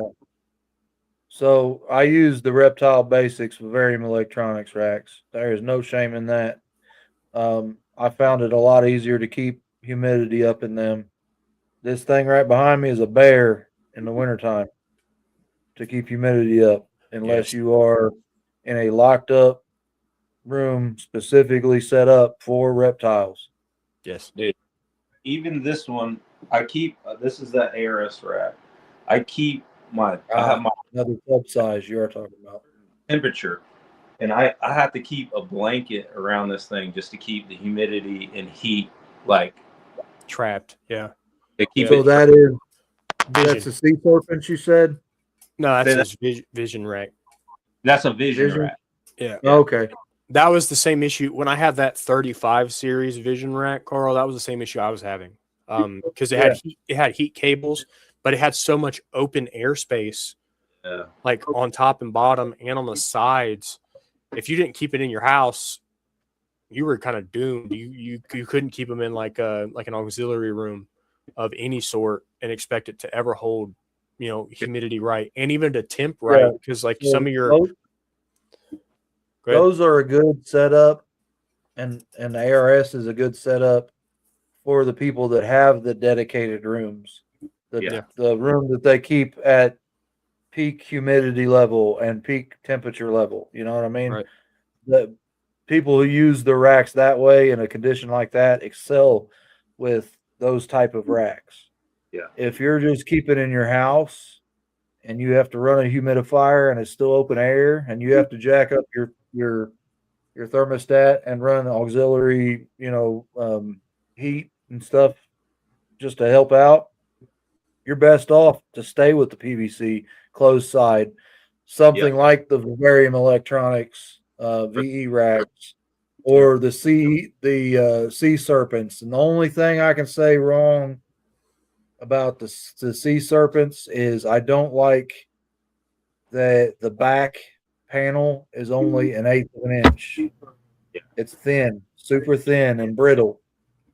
So the sea serpents racks that I've had and that I do have, I went out to Menards and I bought a thicker 1/4 inch panel to replace it, cut and replaced it, cut it to fit and replace it. Put my own holes in and all that.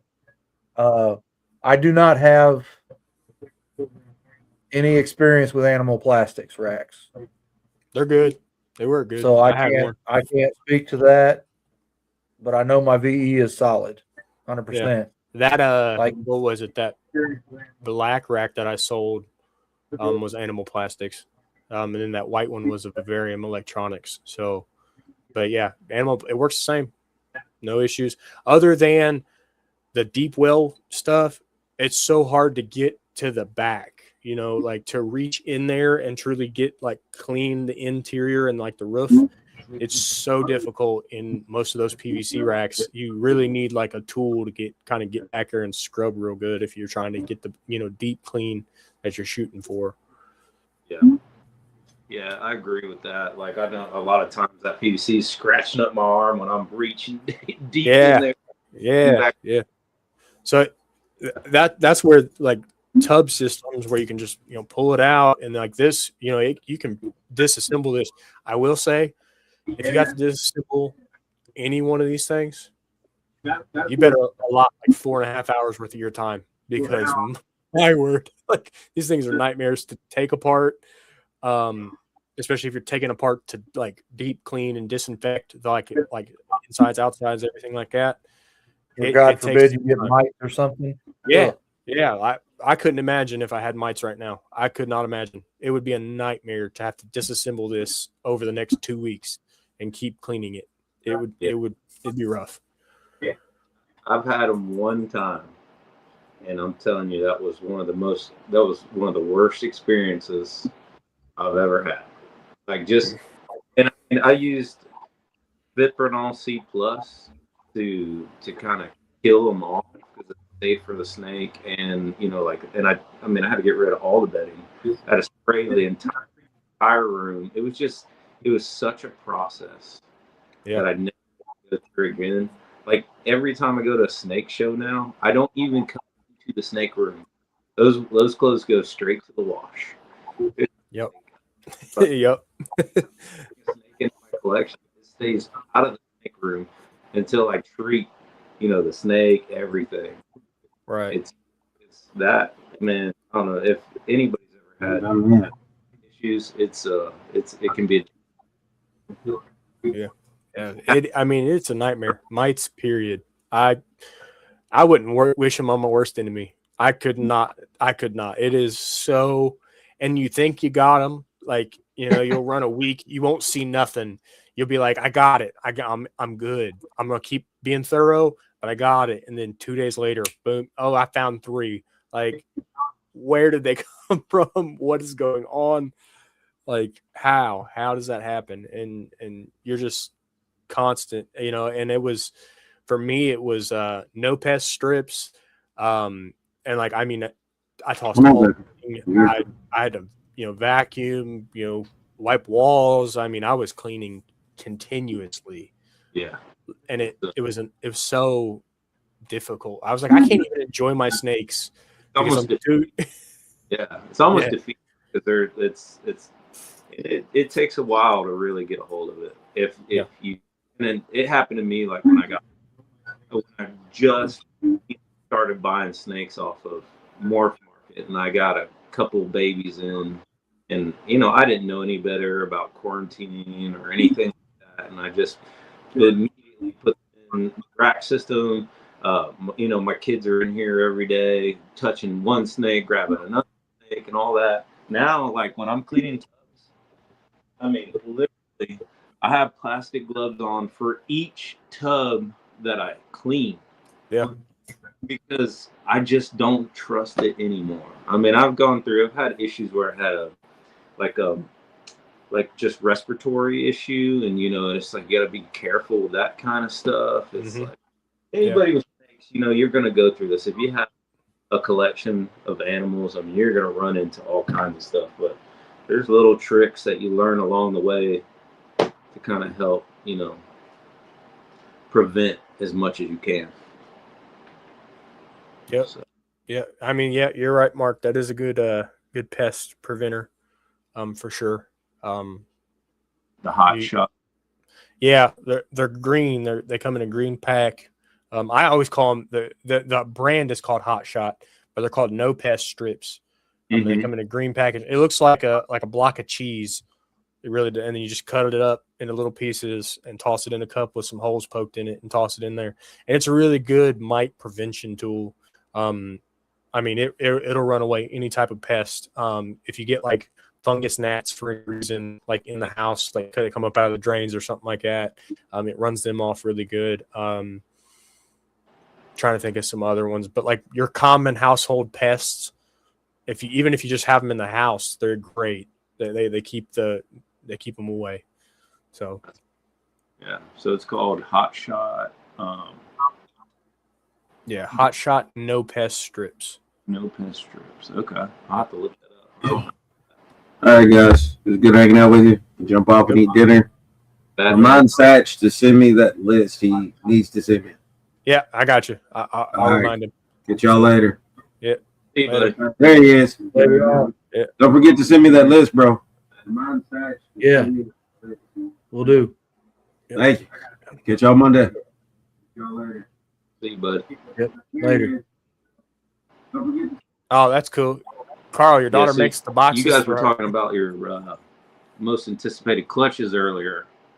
Yeah. And I think my most anticipated, I mean, if you don't mind me sharing, I think my most anticipated clutch is I'm going for some like double hets. So I have a visual clown pod that I'm breeding to a leopard desert ghost het pod female. So we're going for the Visual Pod double het DG Clown.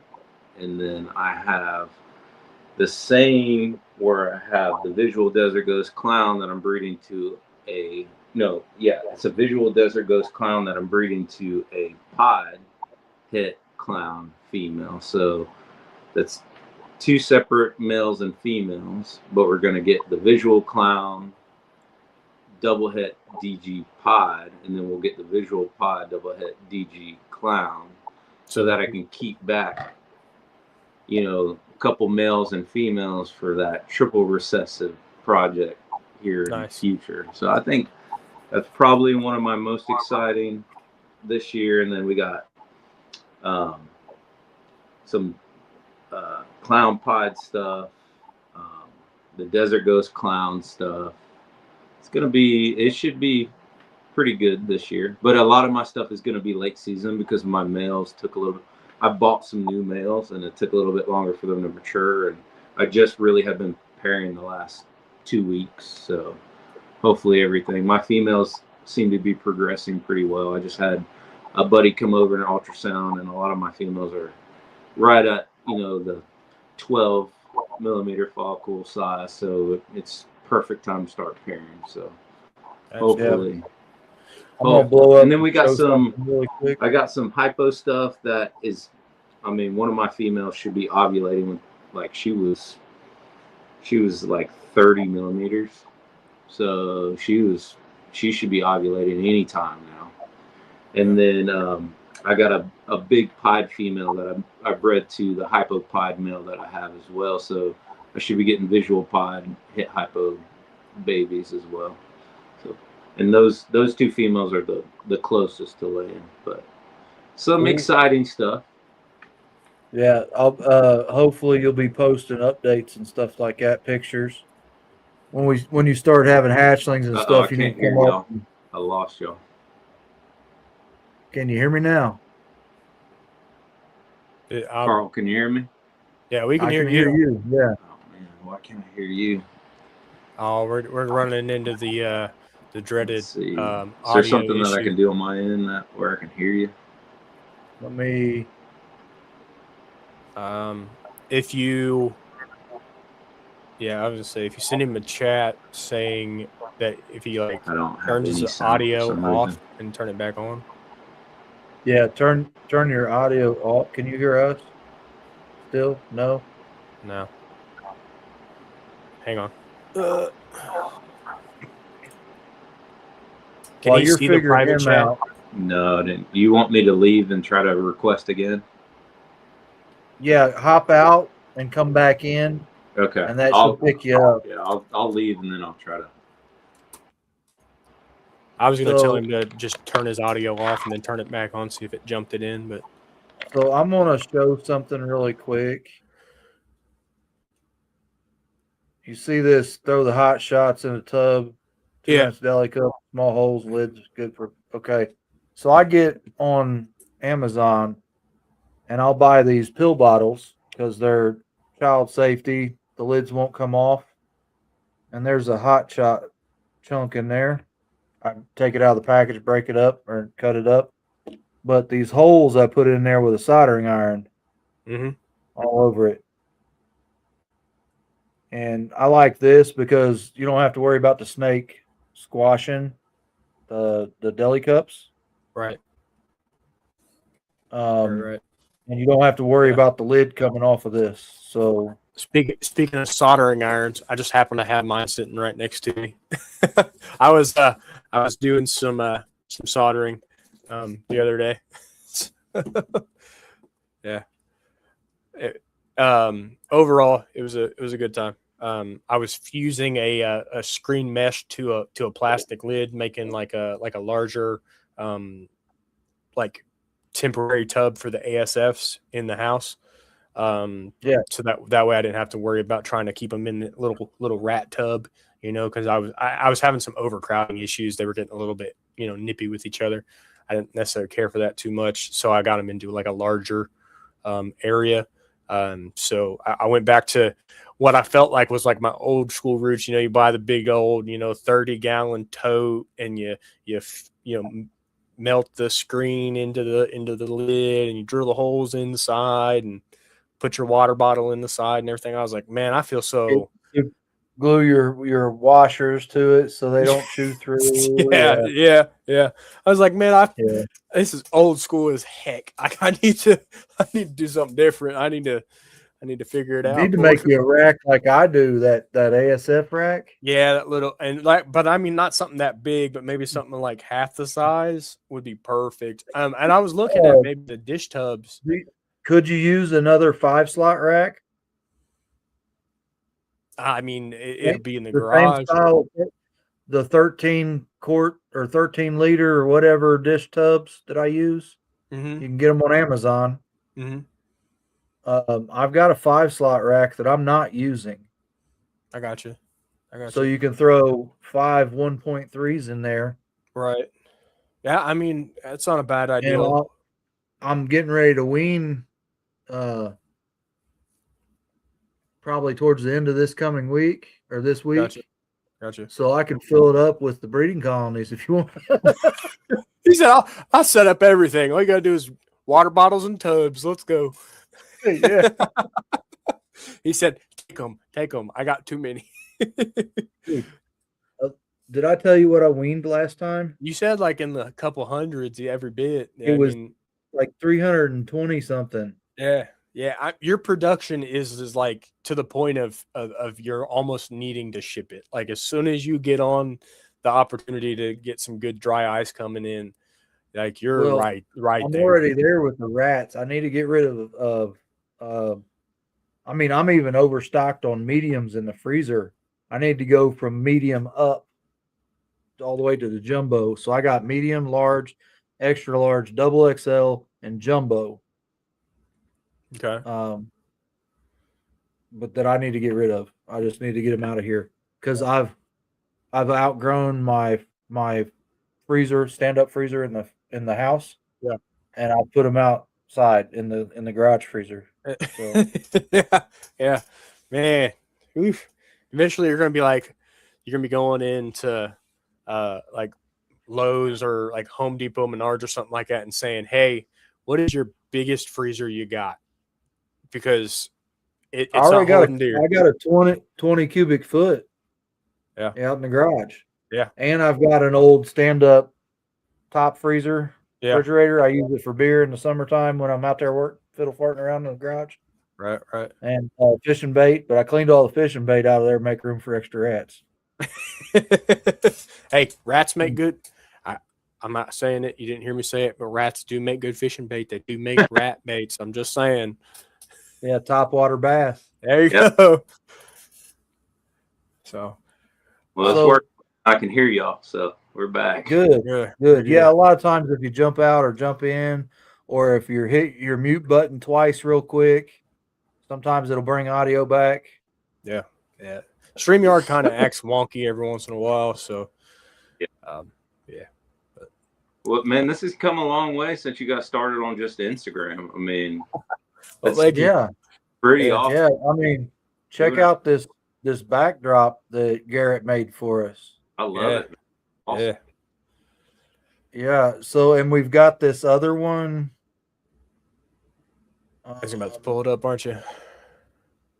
Right here that he made for us. That's when he hops in with us. Yeah. Here's the original. Yeah. And then we've got this one right here where G. Paul sent it to me. I was supposed to go on March 8th, and it was actually February 8th that I was supposed to go on. Yeah. But that got canceled because G. Paul was sick, which is fine. Yeah. I'm not knocking him. Health is more important.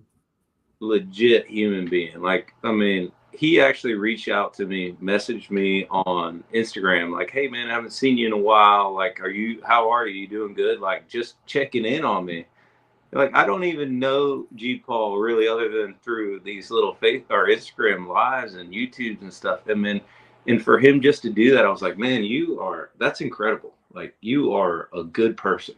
Because I've been super busy because I'm starting a new company, and I've just been wide open trying to get this thing get this. We're about finished with the first house that we're building, and I've just kind of been absent because I've been working so much here lately. But I just thought it was really cool that he actually reached out to me and just said, "Hey man, I haven't seen you in a little while. You doing good?" And I was like, "Man, that's legit." Yeah. Yeah. He's a really good dude, and he does a lot. He's got a big heart. Very He'll much fill so. up his room. Yeah. He gives way more than he should. You know what I mean? Yeah. But and that's due to his personal growth. You know what I mean? And Yeah. I don't know if you've caught any of his YouTube shows. I've been following it a little bit here and there, and just listening to some of the stuff they've been talking about, man. And they're talking about some powerful stuff. Yeah. So, I mean, I'm proud of him, and I'm super stoked that he got to get his first time jitters out of the way with us, because he came on with us. His first ever live he was on was with us, and that makes me proud, because he's got his own show. He's doing his own thing, and he's always willing to help out and be in the chats, and he's always willing to put in any kind of work that he physically can to help anybody, and he's a valued part of the community.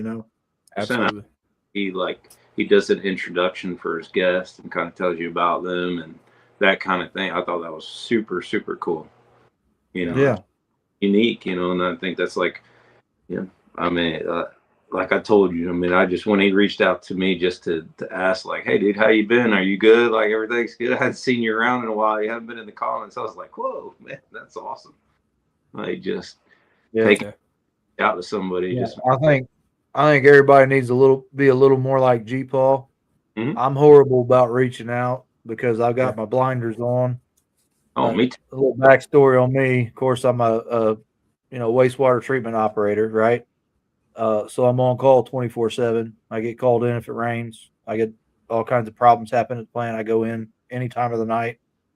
I'm also the president of the local union for the city. So that's a heavy task. You're dealing with a lot there. Mm-hmm. And then we've got, creeping slowly up on 100 snakes now. Ooh. I mean, we're knocking on the door at 80 right now, but we're getting there. You know what I mean? Mm-hmm. So you got the full-time job there, and a wife and kids and dogs and every other thing, And I'm horrible about putting on my blinders and not reaching out like I should. So, Yep. Really overall, he's an amazing human being, and he will continue to be amazing. Very glad that we know him. Like you said, Carl, glad that he got to kind of come on and start here. It seems like I'll be right back. You're good. It seems like a lot of people do come here first. I don't know what it is, but everybody's like, you guys just have this thing about you. We're comfortable here, and I'm like, that's what we're hoping. That's our mission, is to make people as comfortable as they can be. We want you to live your true self. We want you to be your true self, and know that you got people in your corner that want to hear from you. Whatever you got going on, I want to know about it, because as happy as it makes you, it makes me happy knowing that you're that excited. And G Paul lives that through and through, 100% with who he is. Somebody's doing good, he's right there saying, "Hey man, awesome, good job, way to go, I'm proud of you." And we need more people willing to say, "Hey, I'm proud of you."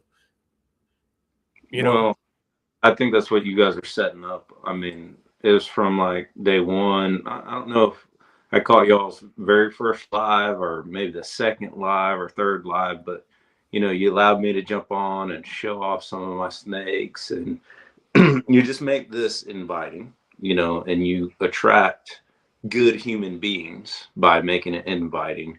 You guys are truly interested in what people are doing and what they have to say. And then I think, a lot of us are attracted to positivity, and, we want to see, I mean, when we're in this thing, the snake game, we're not, I mean, obviously all the people here that are following you guys and that watch this live, we're all in this together. I mean, you you saw, like, I mean, we're willing to give each other snakes just to kind of, help progress. I mean, you had the lady on, what was her name?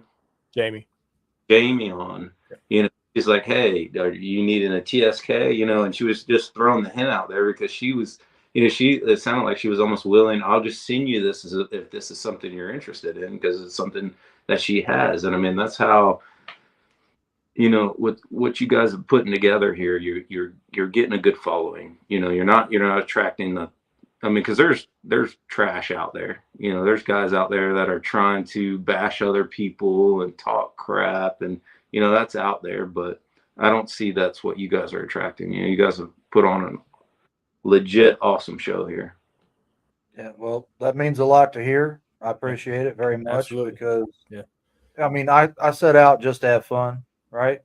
Mm-hmm. And this is what this is for me. This is hanging out with friends, having fun. I don't care about the monetization, that, whatever. If it helps pay for the StreamYard, fine. Yeah. And this is about hanging out with cool people, making cool snakes, learning stuff that I didn't know. Like the guy that was supposed to be on tonight, which had a little medical emergency, was the Berm Boss, KPG Snakes. I don't know if you've heard of him or not, but Kevin, he's a good guy. He had a little allergic reaction thing, had to go.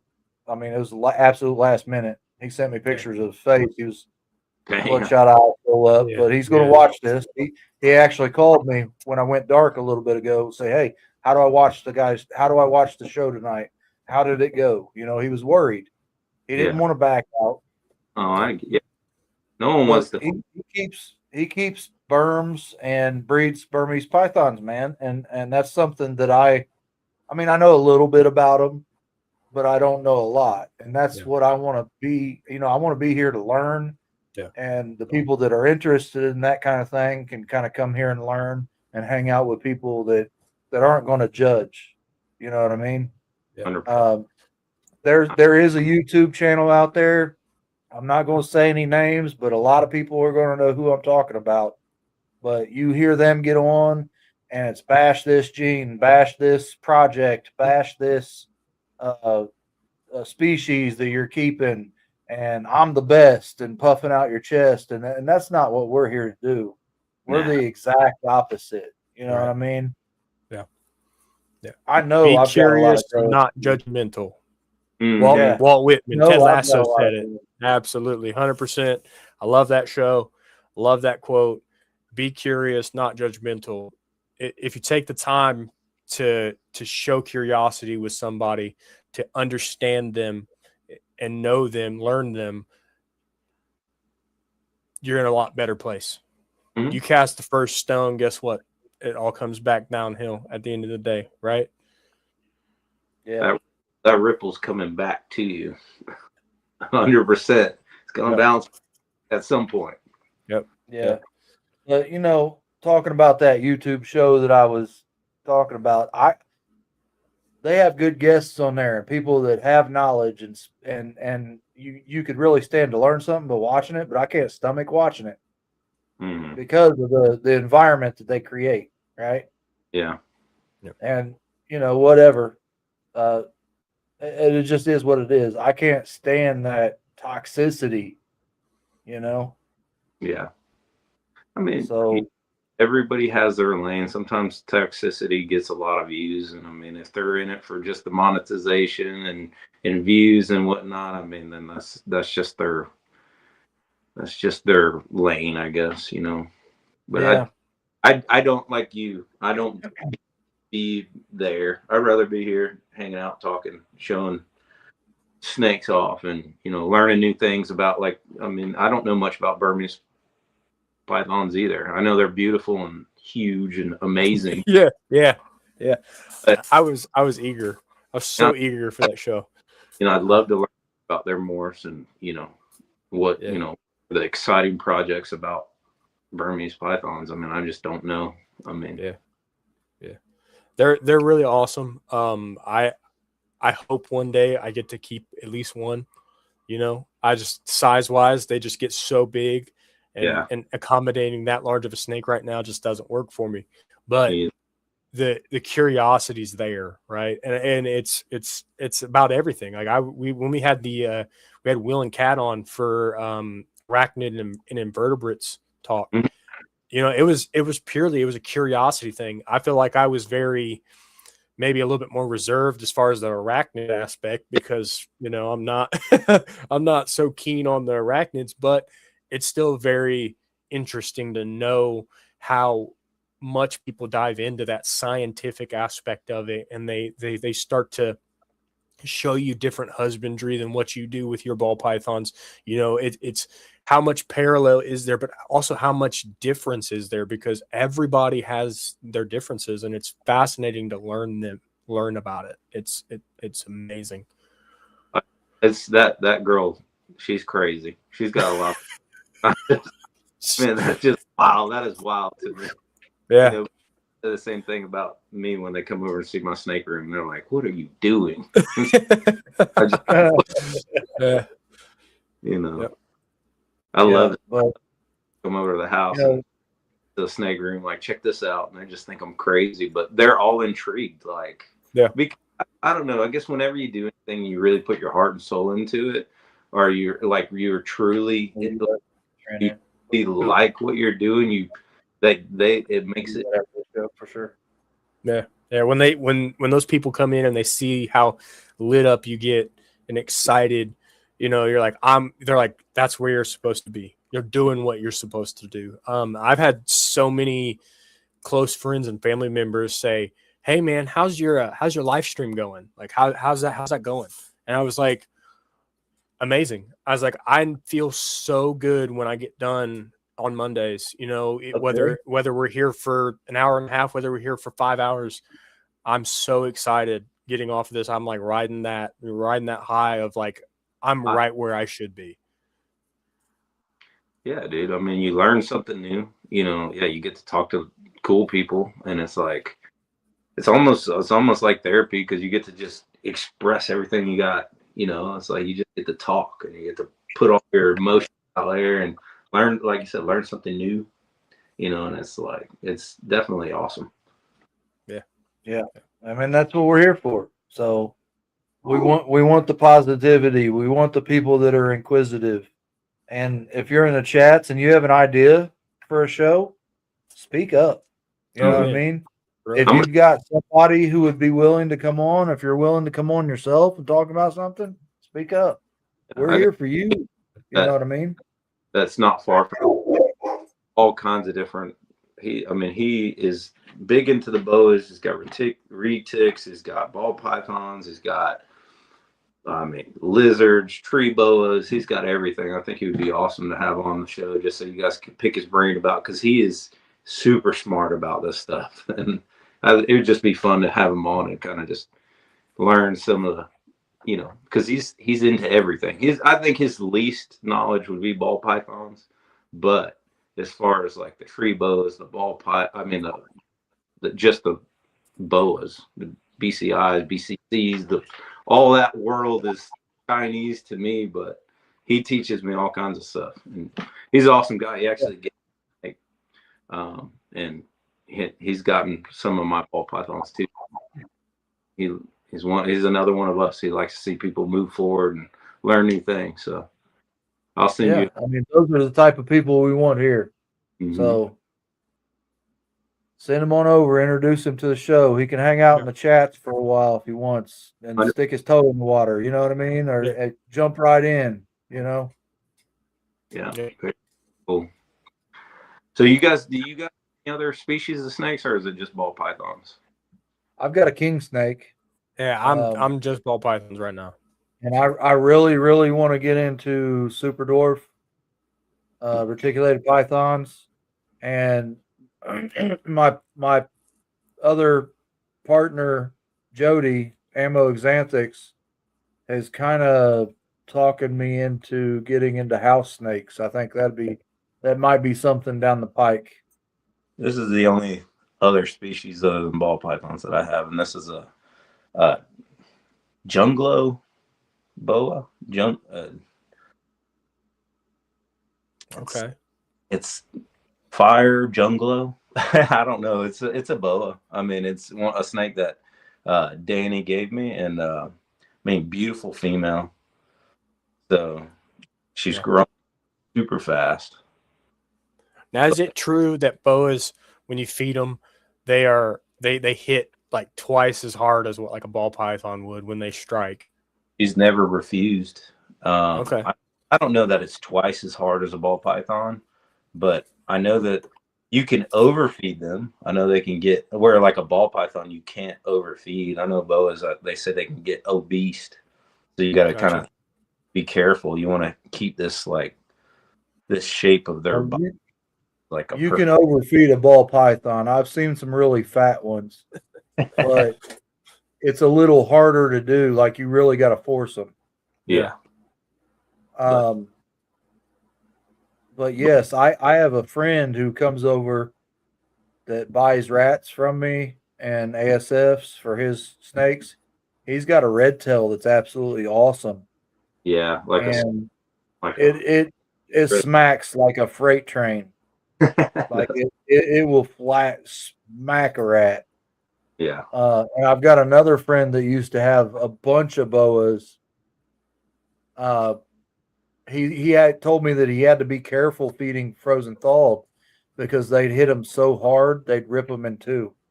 That's awesome. Yeah. Well, I mean, yeah, I could see that. But she's a great eater. She's growing fast. I mean, this is this year's baby. Yeah. I mean, she's gotten huge quick.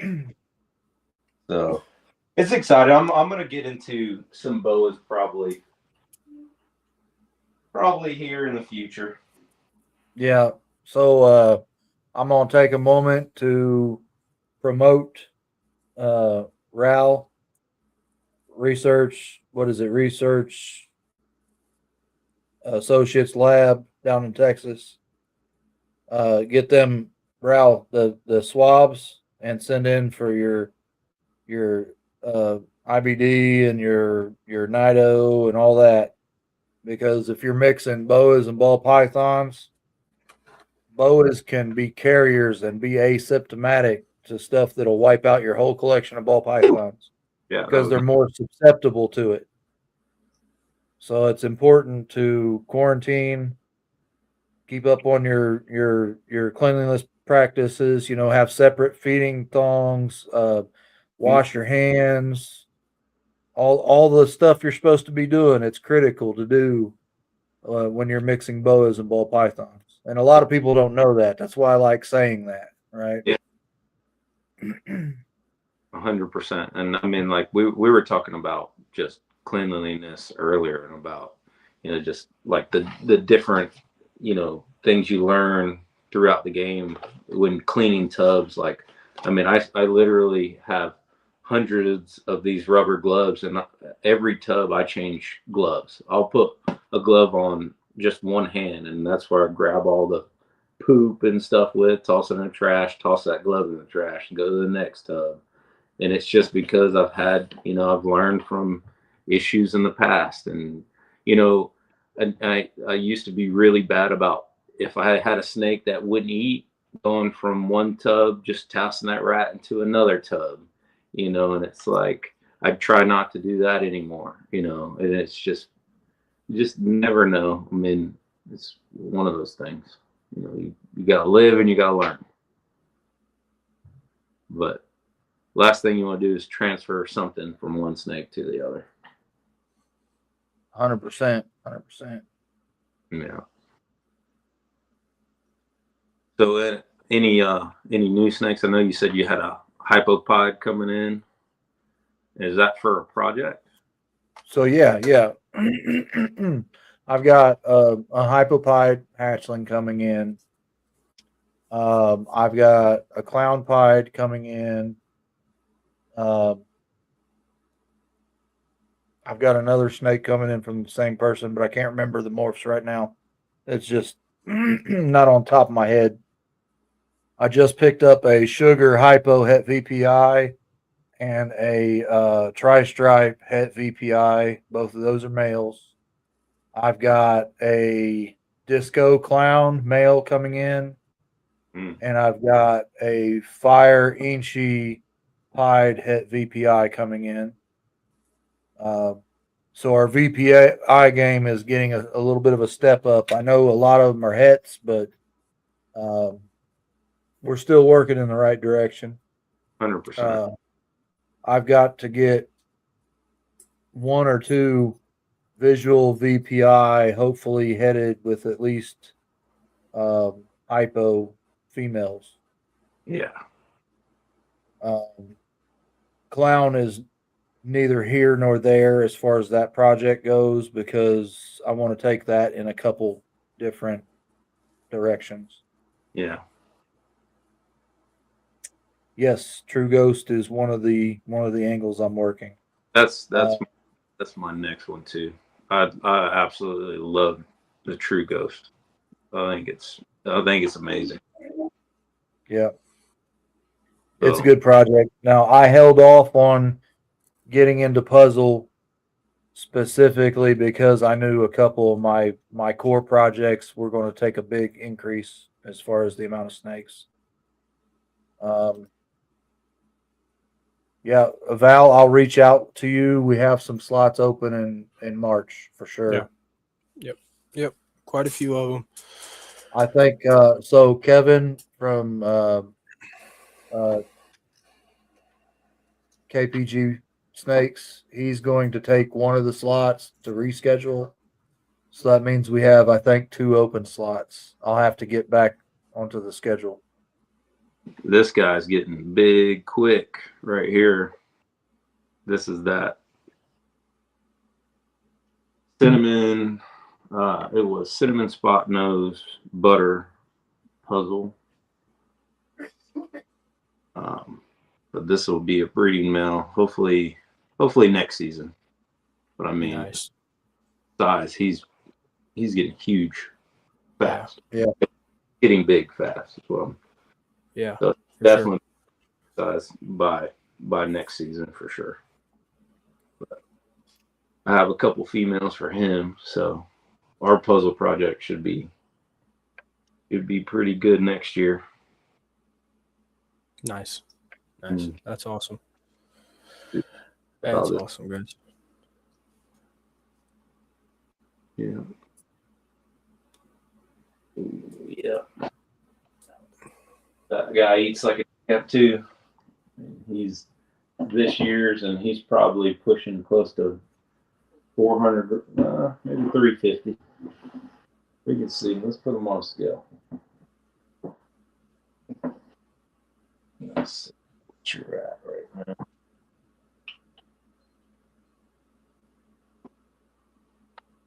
Right now, he is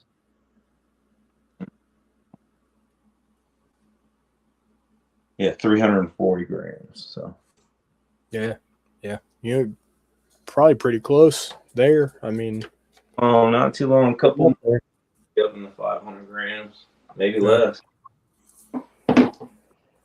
Yeah. Cool. Good stuff though. I mean, I got those. I have that Cypress Spark hit puzzle, 50% hit ultramel male. So, and then the female, she's only about 700 grams, but this is that pairing. They're both 50% hit ultramel, and they're both hit puzzle. So maybe we'll get lucky. Yeah, some ultra puzzle stuff. Yeah, maybe we'll get lucky. I'm gonna grow them out and see. For sure. Yeah. It's wicked. All right. Well, Carl, I'm gonna have to wrap for the night, guys. It's getting kind of late, so wanted to turn in for the evening and everything. I got to be up early. My daughter's got a doctor's appointment in the morning, so got to handle all the things on the home front. So, but first day back to work with everybody back there. Today was a holiday for us, so there was only 2 people in. me and another fella. It's kind of nice when there's not a lot of people in there. You can just kind of go in, get your stuff done, and get on that grind, and get it done. So I really like that. So thank you, Mark. I appreciate the feedback. That's another guy we need to get on right there. I want to see more of his peach, and I want to hear more about what he's doing with his berms. Yeah, yeah, for sure. Got an Avi for our Firefly Mojave head exanthic times the Silver Surfer. Silver Surfer, you got me there. Yeah, I want to see whatever comes out. Yeah, for sure. What is Silver? Appreciate the support. It's the what is it? The True Ghost G Stripe. It's called Silver Surfer. It's a Val production. He's got pictures of it all over Yeah, his the page. sucker got it from two normals. Yeah. He played with some wicked odds and hit the gold mine. No, it's all Miss Kathy's eye. Yeah, there you go. Yeah. But all right, well, closing remarks. Thank you guys as always. We appreciate you. We love the support that you give. We love having you guys here. Keep showing up for the communities. Keep staying in those chats. Support everybody. We look forward to seeing you guys next Monday. As of right, who we got next Monday, Carl? The 2nd, I think we're open. Oh, okay. Well, guys, let us know. Hit us up. We can get you slotted in, get an advert out for you guys to have you guys on next Monday. Let us know. We would love to have you guys on. So with that in mind, Void Century signing out. As always, I love hearing from you guys. Send me addresses. I'll start shooting some stickers your guys' way. G Paul's wife said, I did go get my stamps, so I am able to start sending this stuff out to people. By the roll. Yeah. So just let me know. Hit me up in the DMs, and we'll link together and we'll figure some stuff out for sure. Val. So 7 o'clock Eastern Standard on March 2nd. You in? Perfect. Yeah, that'd be awesome. Yeah, Val's a good one to have on. He's always got that. You talk about somebody that's enthusiastic about this is Val. Yeah, dude. Yeah, sure. Val and Kathy both are awesome people. Like, I've talked to Val several times, just one-on-one, and it doesn't quit. You know what I mean? Like a kid in the candy store when he's got that snake in his hand, and I'm here for it. I am absolutely here for it. Yeah. I will be one of his biggest supporters until I can't no more. Yeah, put it that way. 100%. What page is Silver Surfer on? You need to see it. So if you go to White Feather Balls Instagram and scroll down, or White Feather Balls on Facebook, you will be able to see it. Yep. All right, John. Perfect. So do you have anything to say before you leave, Robert? I mean, I just, like I said earlier, I really just appreciate what you guys are doing. I appreciate the whole thing you guys have set up, and I'm proud of what you guys have done. I mean, because it's not easy to stay this consistent, to stay this motivated, because when it comes to building something, it's not easy. It takes a lot of work, takes a lot of trials, a lot of efforts, and I've been here pretty much most of the way to watch you guys kind of get to where you're at now. And I mean, I've seen the effort and I've seen the changes. So I just want to, congratulate you guys and just say you guys have done a good job and keep up the hard work. And always thank you for letting me jump on and just kind of just kind of hang out and just say, hey, I mean, I don't know if good advice or not, but I mean, if I help one person with a question, or, if, it's, I think it's worth it. So I appreciate you guys, giving me the opportunity just to come in and say, hey, and hang out with you guys. And I if you guys go to Daytona, I want to get the confirm. Message me, because I will come down there just to come hang out and say hey and all that. But I don't want to go down there if no one else is going down there. I want to have some people down. Yeah. Go get a drink. Well, I know Void Sentry will be there. Yeah. Yeah, Void Sentry will be there for sure. I will be there. I already got it slotted out of work. So, yeah, I'm on vacation those days. I am already, it's already right there. I just literally got to click send on the hotel and I'm good. So, okay. Yeah. When you click, I don't know how. And I'll go ahead and I'll book mine because I just don't want to. I'll go all the way down there and then walk around down there by myself. I want to at least hang out with some guys that I know. For sure. Yeah, absolutely, 100%. I would like to figure out how to blue Smurf people. I think we need to make that a point. Yeah. Because I don't know how to do that. I've not figured it out yet. This is actually, we've got a behind the scenes guy, Garrett, but he got called into work. So I'm driving tonight, so that's why it's a little weird. But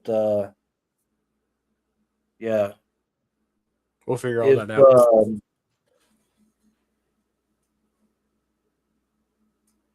Yeah, see, all it gives me is delete comment, put user in timeout, and ban user and delete their comments. But I don't want to put Miss Mitzi in timeout. Yeah, we'll have to do some digging and some research, but we will get it to where we get that rolling in the right direction for sure. Yeah, for sure. So if I click on people, it's Robert, yourself, and me over here, and I've got control of the audio and stuff like that. So that's not what I want either. Right. I got you. Yeah, but as far as closing statements from me, support you guys. I appreciate the support and feedback like what Robert gave us tonight means a lot. Because I don't think we have missed a single Monday since we started, have we, John? No. And guys, most of you guys have been here through all the growing pains and the technical errors and the OBS software snafu, where you was looking at John and I's shoulders on Instagram. So I mean, it means a lot that you guys keep coming back even after all that, because in today's age, it's easy, so easy to click on something and get the instant gratification, and then you're just on with the next, right? So we've had a consistent 6 to 9 people in here just on the YouTube, and I don't even know what our numbers is on Instagram. All night, 6 to 9, and 6 to 9 different people. So that means a lot. You know what I mean? And I'm going to say it again. Just support the people around you, and always show up. You know what I mean? Just always show up. When you need something, reach out. And there's my man Bosa. He's hopping in. Bosa, we were talking about you tonight a little bit, and I told them we're going to make a shirt. I'm going to have it on the Printify. So yeah, I mean, I love it. The community is awesome, and I'm here for it, man. I'm here for it. I'm here for sharing the love. Just like Robert said earlier, sending a snake to somebody to further their projects, not because you're getting anything out of it, but because you want to see somebody else succeed. That's the type of people I want to surround myself with, because you guys are pleasant people. You know what I mean? You're positive. You have each other's backs, and that's exactly why I'm right here on screen right now. So I guess that's it. Well, hey, pleasure as always. We'll see you later. Thank you. Yep. Catch you guys later. Take care, guys.